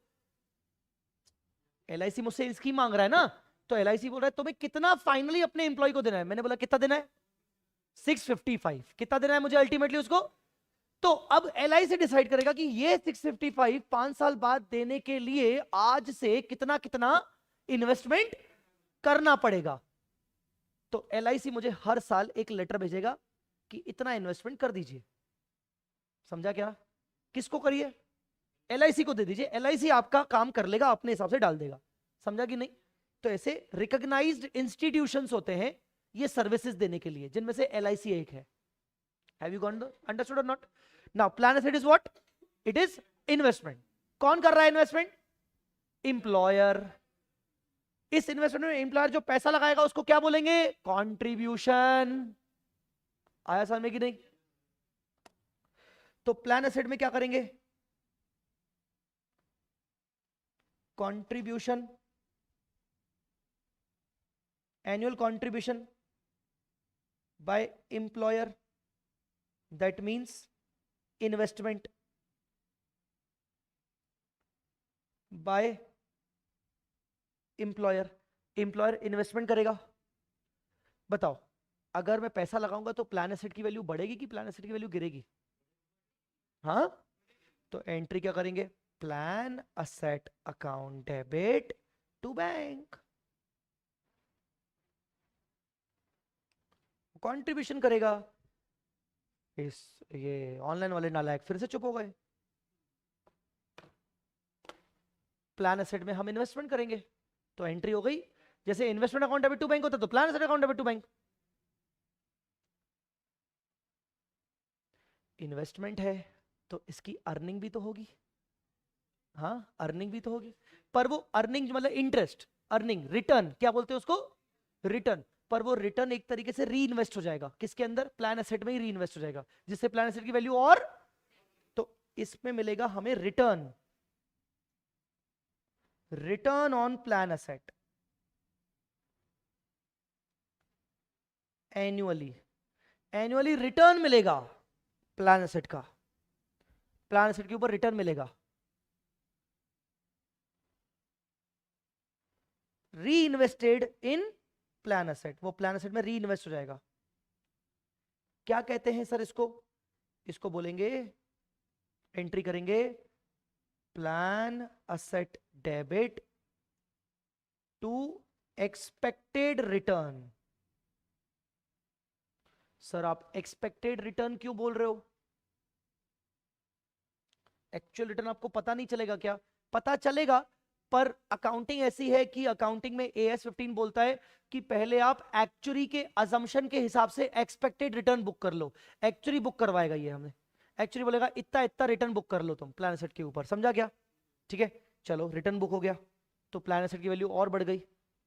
अब क्या होगा, मैंने एग्जांपल दिया था आपको, टाटा जैसी कंपनी, हर साल कोई ना कोई रिटायर होगा, बोलो बोलो।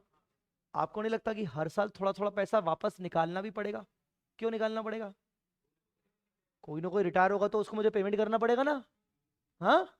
तो क्या करेंगे, सिंपल भाषा में सेल ऑफ प्लान एसेट, हाँ क्यों, to pay the benefits, benefit benefit final benefit.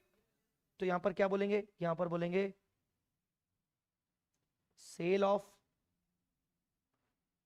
Plan assets to pay benefits,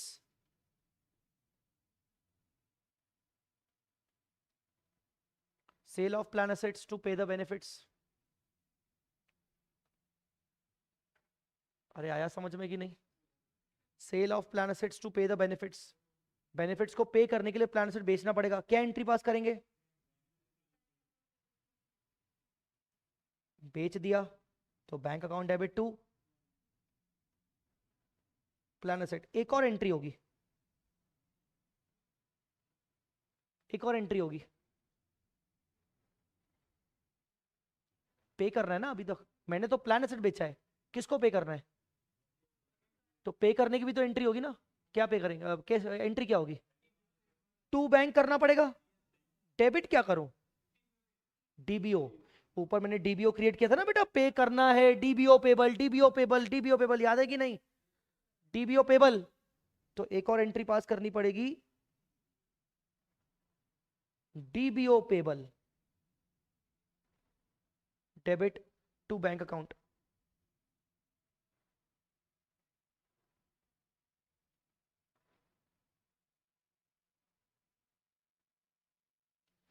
बोलो जी।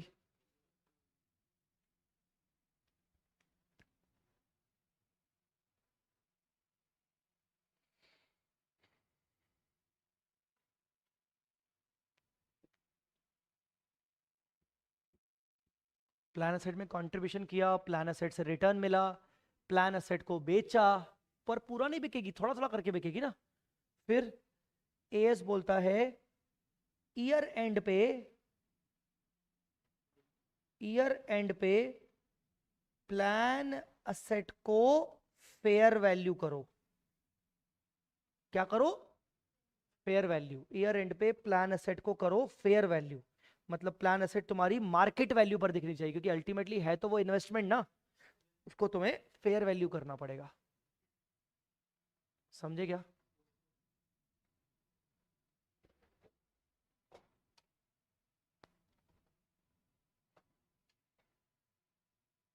डन। आइए एक एग्जांपल से करवाता हूं।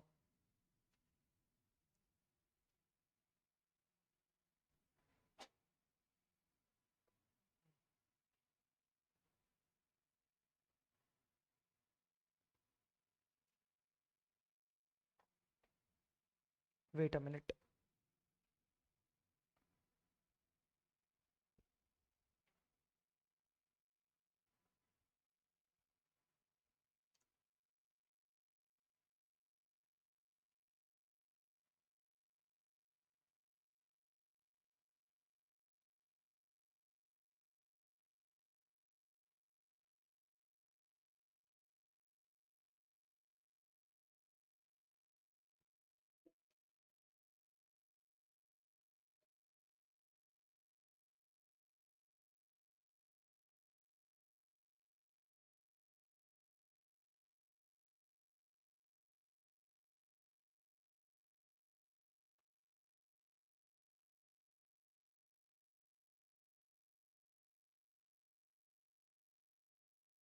ये क्वेश्चन है,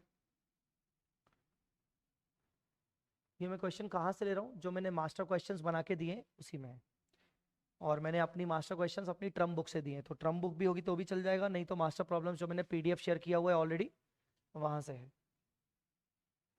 मास्टर प्रॉब्लम्स का जो पीडीएफ है वहां से है।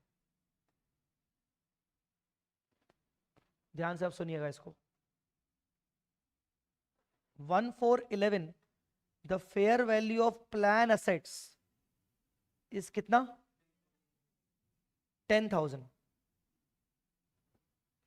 30th 9 it paid benefits of 1,500। Paid benefits, paid benefits मतलब मेरा कहने का मतलब ये कि ये कौन सी वाली चीज है इनमें से? 1,500 रुपए कौन सी वाली चीज है?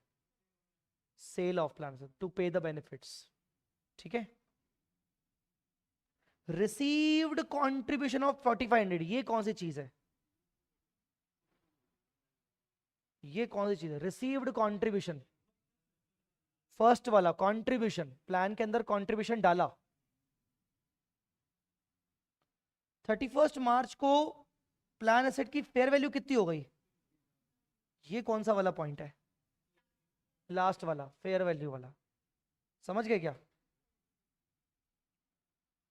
प्रेजेंट वैल्यू ऑफ ऑब्लिगेशन, बेटा ऑब्लिगेशन मतलब वही डीबीओ, अभी उसकी बात नहीं चल रही वैसे। Actual loss on obligation side, इसकी बात भी छोड़ दो। Find out net actual gain और loss based on the following estimates. Interest and dividend income कितनी है? ये प्लान एसेट के ऊपर ही है। और रियलाइज्ड अनरियलाइज्ड गेन अलग से कितना है? 1.5%। कुछ खर्चे आते हैं 1%, तीनों का नेट करो। नेट इसलिए बोल रहा हूं क्योंकि एक ब्रैकेट में है। 9.5%, ये है आपका एक्सपेक्टेड रिटर्न का रेट। Expected return rate 9.5%। आपको ये दूसरी वाली चीज निकालनी पड़ेगी, रिटर्न का रेट, ठीक है? अब इसी को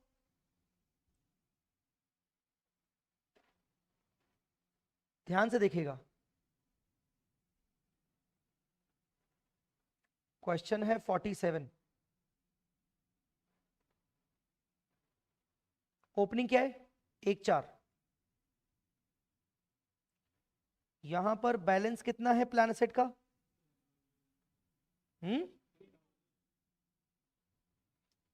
और 31 मार्च को फेयर वैल्यू कितनी है? 15,000। डेट चेक करिए कि प्लान एसेट को बेच कब रहे हैं और कंट्रीब्यूशन कब कर रहे हैं। 30 सितंबर, मतलब मिड में। यहां पर क्या कर रहे हैं? कंट्रीब्यूशन कितने का? और यहां पर क्या कर रहे हैं? सेल भी कर रहे हैं।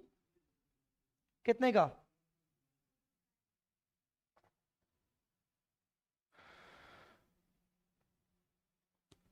आया समझ में कि नहीं? ठीक है।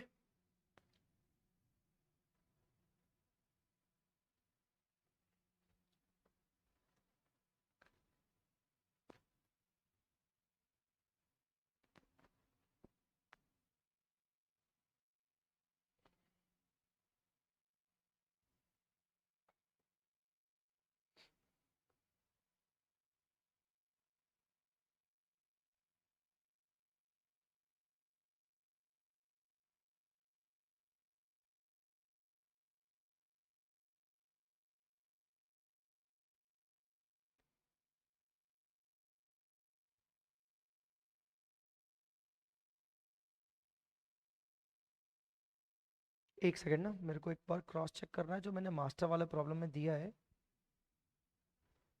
वो सही दिया है कि नहीं। 2 मिनट रुक जाओ।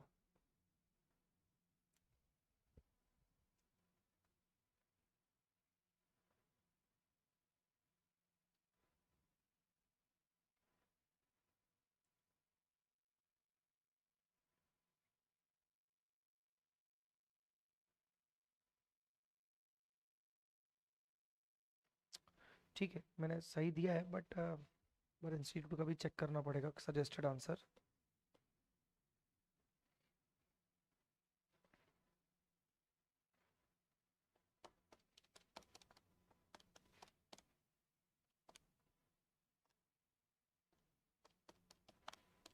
ठीक है, अब सुनिए ध्यान से, करना क्या है गाइस। आपके पास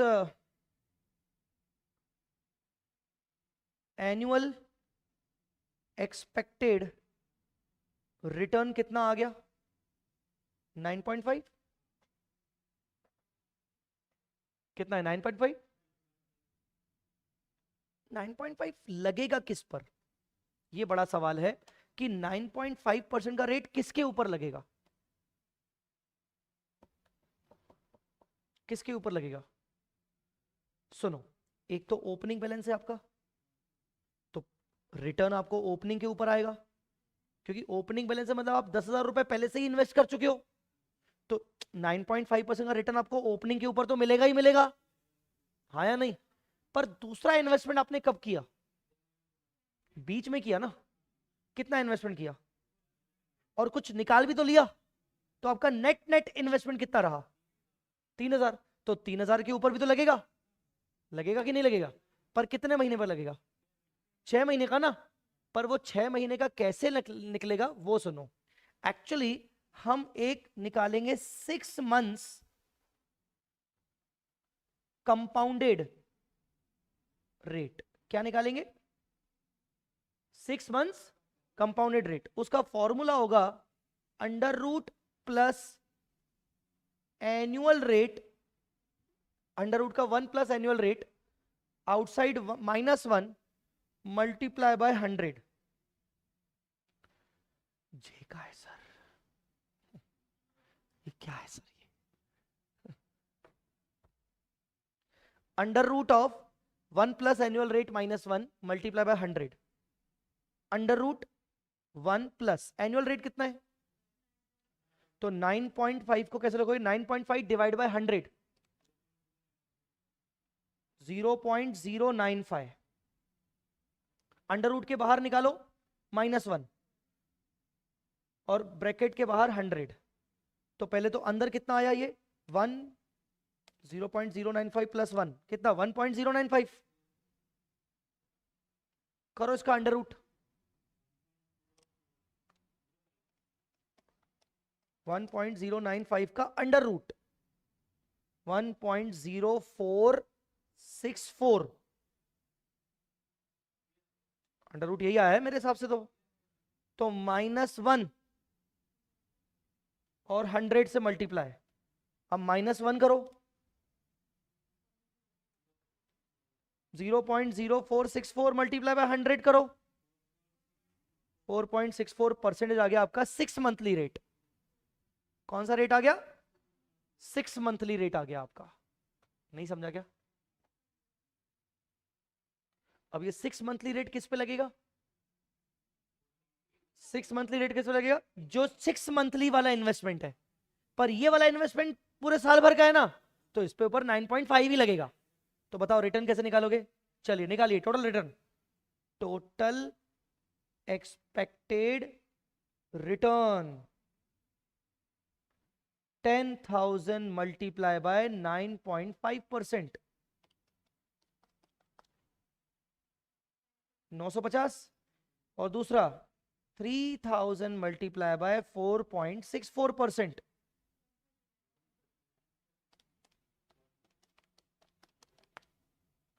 139। टोटल कितना आया? 1089। क्या एंट्री करते हैं? रिटर्न की एंट्री क्या करते हैं? रिटर्न की एंट्री क्या करते हैं? Plan asset account debit to expected return. आया समझ में कि नहीं? क्या एंट्री पास की? प्लान असेट अकाउंट, अरे यार, plan asset debit to expected return. समझा क्या? क्लियर? अब मुझे एक एक आइटम की एंट्री बताओ। सबसे पहले तुम्हारा ओपनिंग कितना है? तो कोई एंट्री वेंट्री तो होगी नहीं। दूसरा एक्सपेक्टेड रिटर्न बताओ कितना है? 10। क्या एंट्री करोगे? Plan asset debit expected. Sir ये भी कहां जाएगा? पी एंड एल में। तीसरी कंट्रीब्यूशन की बताओ, एंट्री क्या करोगे? कंट्रीब्यूशन तुमने 4500 किया है ना बेटा, क्या एंट्री पास करोगे? Plan asset to bank. Sale of plan asset की एंट्री क्या करोगे? सेल ऑफ प्लान असेट तुमने अभी 1500 रुपए किए ना बेटा, क्या एंट्री करोगे? Bank account debit to plan asset. अगर ये सारी एंट्री कर लोगे तो मुझे बताओ, अकाउंट बनाओ प्लान असेट का। प्लान असेट का अकाउंट बनाओ, प्लान असेट का अकाउंट बनाओ। सबसे पहले ओपनिंग बैलेंस 10,000 1/4 को, फिर 30 सितंबर को पहले कंट्रीब्यूशन पे किया टू बैंक, और 30/9 को सेल भी किया बाय बैंक। फिर 30/9 को एक्सपेक्टेड रिटर्न निकाला 10, और 31 मार्च को फेयर वैल्यू पे दिखाएंगे, balance carry down fair value पे दिखाएंगे ना, कितना 15,000। बताइए आपका डिफरेंस कितना आएगा, किस साइड में आएगा, डेबिट साइड। तो डेबिट साइड में आपका 911 आ रहा है। What is 911? 2 इसको आप नाम लोगे एक्चुअल गेन। क्या नाम दोगे इसको तुम? Actual gain. सर ये क्या होता है एक्चुअल गेन? ये जितना भी तामझाम था ये सब मुझसे एक्चुअली ने करवाया। रिटर्न कम ज्यादा रिकॉर्ड हुआ, फेयर वैल्यू ऊपर नीचे हुई, इसीलिए जो भी उसका डिफरेंस आया एक्चुअल गेन के नाम पे आएगा। और एक्चुअल गेन कहां जाएगा तुम्हारा? पी एंड एल में। कहां जाएगा? पी एंड एल में। एक्चुअल गेन चला गया इसमें। बेटा एक्चुअल गेन 2 टाइप के होते हैं, ये भी समरी लिख देना। Actual gain types. Actual gain 2 type के होते हैं। एक होता है एक्चुअल, अच्छा गेन लॉस भी हो सकता है भाई, ऐसा नहीं कि एक्चुअल गेन लॉस के टाइप्स। एक्चुअल गेन लॉस एक होता है डीबीओ के ऊपर, किसके ऊपर? और एक होता है actual gain loss plan asset के ऊपर।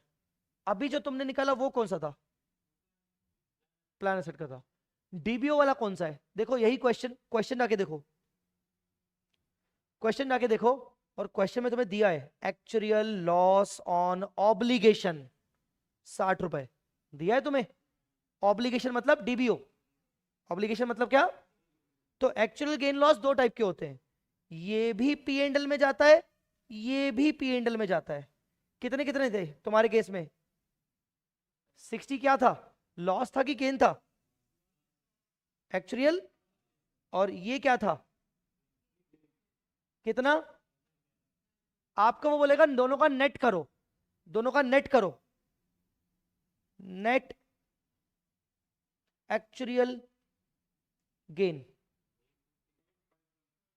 851।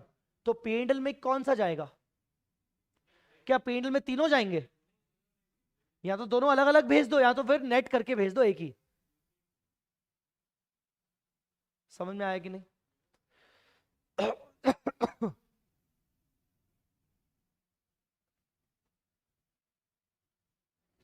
समझ गए क्या?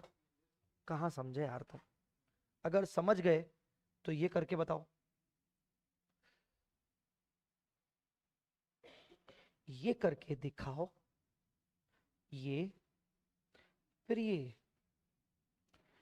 फिर ये, फिर ये करके दिखाओ,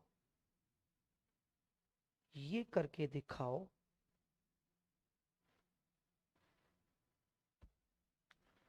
ये करके दिखाओ। आप बताओ मैंने क्या चेंज किया?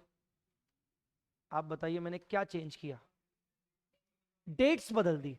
तो बताओ एक्सपेक्टेड रिटर्न अब कैसे निकलेगा? क्योंकि आपका एक्सपेक्टेड रिटर्न का जो रेट क्या था, और ये एनुअल था ना। अब बताओ, अब आपको 6 मंथली रेट निकालने की जरूरत ही नहीं है। बताओ नेट किस पे निकलेगा? एक्सपेक्टेड रिटर्न किस पे निकलेगा? 10,000 प्लस 4,500 माइनस 1,500 किस पे आएगा? बताओ। क्या 13,000? यार वैल्यू भी नहीं बताते यार, मुझे ही निकालनी पड़ती है।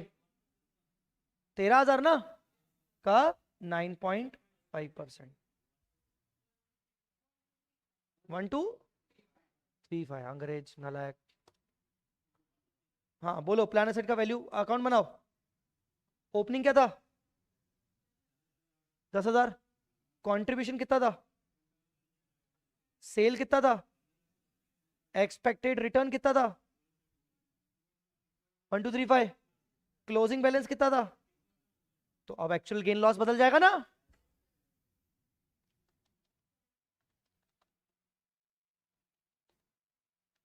ये करके दिखाओ। 765 एक्चुअल गेन आया कि नहीं आया?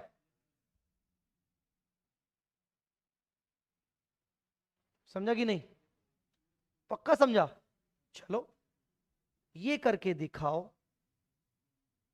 ये फिर ये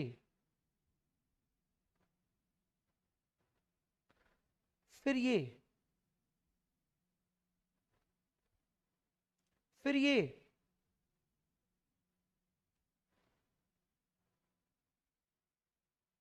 करके दिखाओ। सिर्फ ओपनिंग पे निकलेगा, ये तो ईयर एंड में हुआ है, इंटरेस्ट निकलेगा ही नहीं। बताओ कितना आएगा एक्सपेक्टेड रिटर्न? 950 बस। अब बताओ प्लान एसेट की वैल्यू। ओपनिंग 10, कंट्रीब्यूशन, बल्कि कंट्रीब्यूशन से पहले इंटरेस्ट ही निकल आएगा ना। अब तो इंटरेस्ट मतलब एक्सपेक्टेड रिटर्न 9, फिर बल्कि कंट्रीब्यूशन बाद में होगा। कितना? सेल, क्लोजिंग, अब ये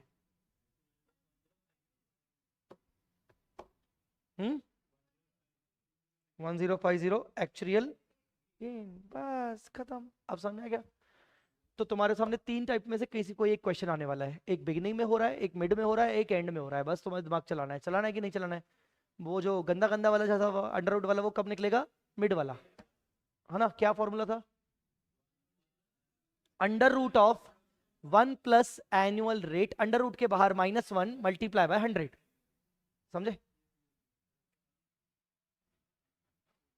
मैथ्स किससे पढ़ा था तुमने? फाउंडेशन में पढ़ा था ना तुमने मैथ्स? डायरेक्ट एंट्री था। कभी भी मैथ्स नहीं पढ़ा? उस फैकल्टी से आके पूछो। रैपिड रिवीजन में लॉजिक चाहिए नालायक। हाँ, क्लियर है कि नहीं? बस बेटा मुझे माफ करो, आज मैंने आपको मेजर मेजर पोर्शन AS15 का करवा लिया है। हम एक बार चार्ट में देख लेते हैं। आ जाओ। हमने अभी क्या समझा? क्या हमने अकाउंटिंग फॉर डीबीपी समझा? अब सामने चार्ट पे देखिए सब लोग। अकाउंटिंग फॉर डीबीपी में हम दो चीजें रिकॉर्ड करते हैं, एक डिफाइंड बेनिफिट ऑब्लिगेशन और एक plan asset. Defined benefit obligation में हम क्या क्या रिकॉर्ड करते हैं? Current service cost. और क्या रिकॉर्ड करते हैं? और दोनों को हम कहां ले जाते हैं? प्लान एसेट के अंदर क्या क्या आता है? एक तो कॉन्ट्रीब्यूशन आता है, बोलो बेटा, और एक दूसरा रिटर्न ऑन अबव कॉन्ट्रीब्यूशन आता है कि नहीं आता है? All right. इनको मेजर कैसे करते हैं? प्लान एसेट के अंदर इसको कैसे मेजर करते हैं? फेयर वैल्यू पे मेजर करते हैं, बोलो जी। और जो भी चेंज आएगा उसको क्या बोलते हैं? एक्चुअल गेन और लॉस। आया समझ में कि नहीं? वैसे ही तुम डिफाइंड बेनिफिट ऑब्लिगेशन को भी मेजर करते हो डिस्काउंटिंग रेट के हिसाब से, और अगर उसमें भी एंड में चेंज आता है तो उसके अंदर भी क्या निकलता है? एक्चुअल गेन और लॉस। और दोनों एक्चुअल गेन और लॉस कहां डालते हो? P&L के अंदर डालते हो। मेरी बात समझ में आएगी नहीं? कैसे कैलकुलेट किया तुमने? तुमने कैलकुलेट करते वक्त तुमने करंट सर्विस कॉस्ट को कैसे कैलकुलेट किया? तुम डिस्काउंटेड वैल्यू करते हो? हाँ, अरे अलोकेटेड बेनिफिट का डिस्काउंटेड बेनिफिट करते हो ना? डिस्काउंटिंग कैसे करते हो? Discount to be made downstream, याद है ना? Reverse, from later year to earlier year, later to earlier करते हो डिस्काउंटिंग, याद है कि नहीं? फिर वो जो डिस्काउंट वो कैलकुलेट करते हो आईसी मतलब इंटरेस्ट कॉस्ट। इंटरेस्ट कॉस्ट किस पे निकालते हो? डिस्काउंटिंग रेट लगाते हो लायबिलिटी के ऊपर, बोलो बेटा। उसके बाद दो प्रकार के तुम्हारे रेट होते हैं, एक होता है 6 मंथली रेट, फॉर्मूला क्या होता है? 1 प्लस एनुअल रेट -1, बोलो ना। किसके ऊपर लगाओगे तुम? वो नेट कंट्रीब्यूशन के ऊपर लगाओगे, अगर वो नेट कंट्रीब्यूशन कब हुआ है? मिड ऑफ द ईयर में हुआ है। समझा कि नहीं समझा? ठीक है। और इसके अलावा contribution made and benefits paid are at the beginning और at the end of year, तो फिर तुम्हें बस डायरेक्टली एनुअल रेट ही लगाना है। अरे मेरे दो केसेस थे ना, एनुअल रेट मिड वाला था एक, और एक बिगिनिंग वाला था, और एक एंड वाला था। तुमने सिर्फ ये कब यूज किया और तुमने ये कब यूज नहीं किया? तो वो वही बोल रहा है कि अगर ओपनिंग क्लोजिंग करोगे तो ये यूज करने की जरूरत नहीं है। ठीक है, तो वापस मुझे बताओ, यहां पर एक समरी लिख देते हैं अपन जो अपन ने यहां भरी थी। बताओ, accounting for plan asset accounting for plan asset के अंदर क्या क्या करना पड़ेगा? अकाउंटिंग फॉर प्लान असेट के अंदर तुम्हें कंट्रीब्यूशन करना पड़ेगा, बोलो हाँ या ना। कंट्रीब्यूशन से क्या होगा? कंट्रीब्यूशन से क्या होगा? क्या प्लान एसेट बढ़ जाएगा? Contribution will increase the plan asset. और क्या करना पड़ेगा? सेल ऑफ प्लान एसेट करना पड़ेगा कि नहीं? हाँ, तो उससे क्या हो जाएगा? It will be reduce, plan asset reduce हो जाएगा कि नहीं? और क्या निकालना पड़ेगा? एक्सपेक्टेड रिटर्न लगाना पड़ेगा। एक्सपेक्टेड रिटर्न लगाना पड़ेगा, किसके ऊपर लगाना पड़ेगा? एक्सपेक्टेड रिटर्न लगाना पड़ेगा। तुम एनुअल रेट किसके ऊपर लगाओगे? एनुअल रेट ऑन ओपनिंग लगाओगे कि नहीं? और इसके अलावा तुम 6 मंथली रेट लगाओगे किसके ऊपर? 6 monthly rate on net contribution in mid of year. Mid of year में नेट कंट्रीब्यूशन, बोलो जी। और क्या करना पड़ेगा? क्लोजिंग बैलेंस किस पे होना चाहिए तुम्हारा? Fair value. और जो भी डिफरेंस आएगा उसको क्या बोलोगे? एक्चुअल गेन और लॉस। 7th नंबर इसका लिख लीजिए। इसमें भी difference in DBO due to measurement is actual gain oblique loss, जो कि जाएगा P&L में। हो गया।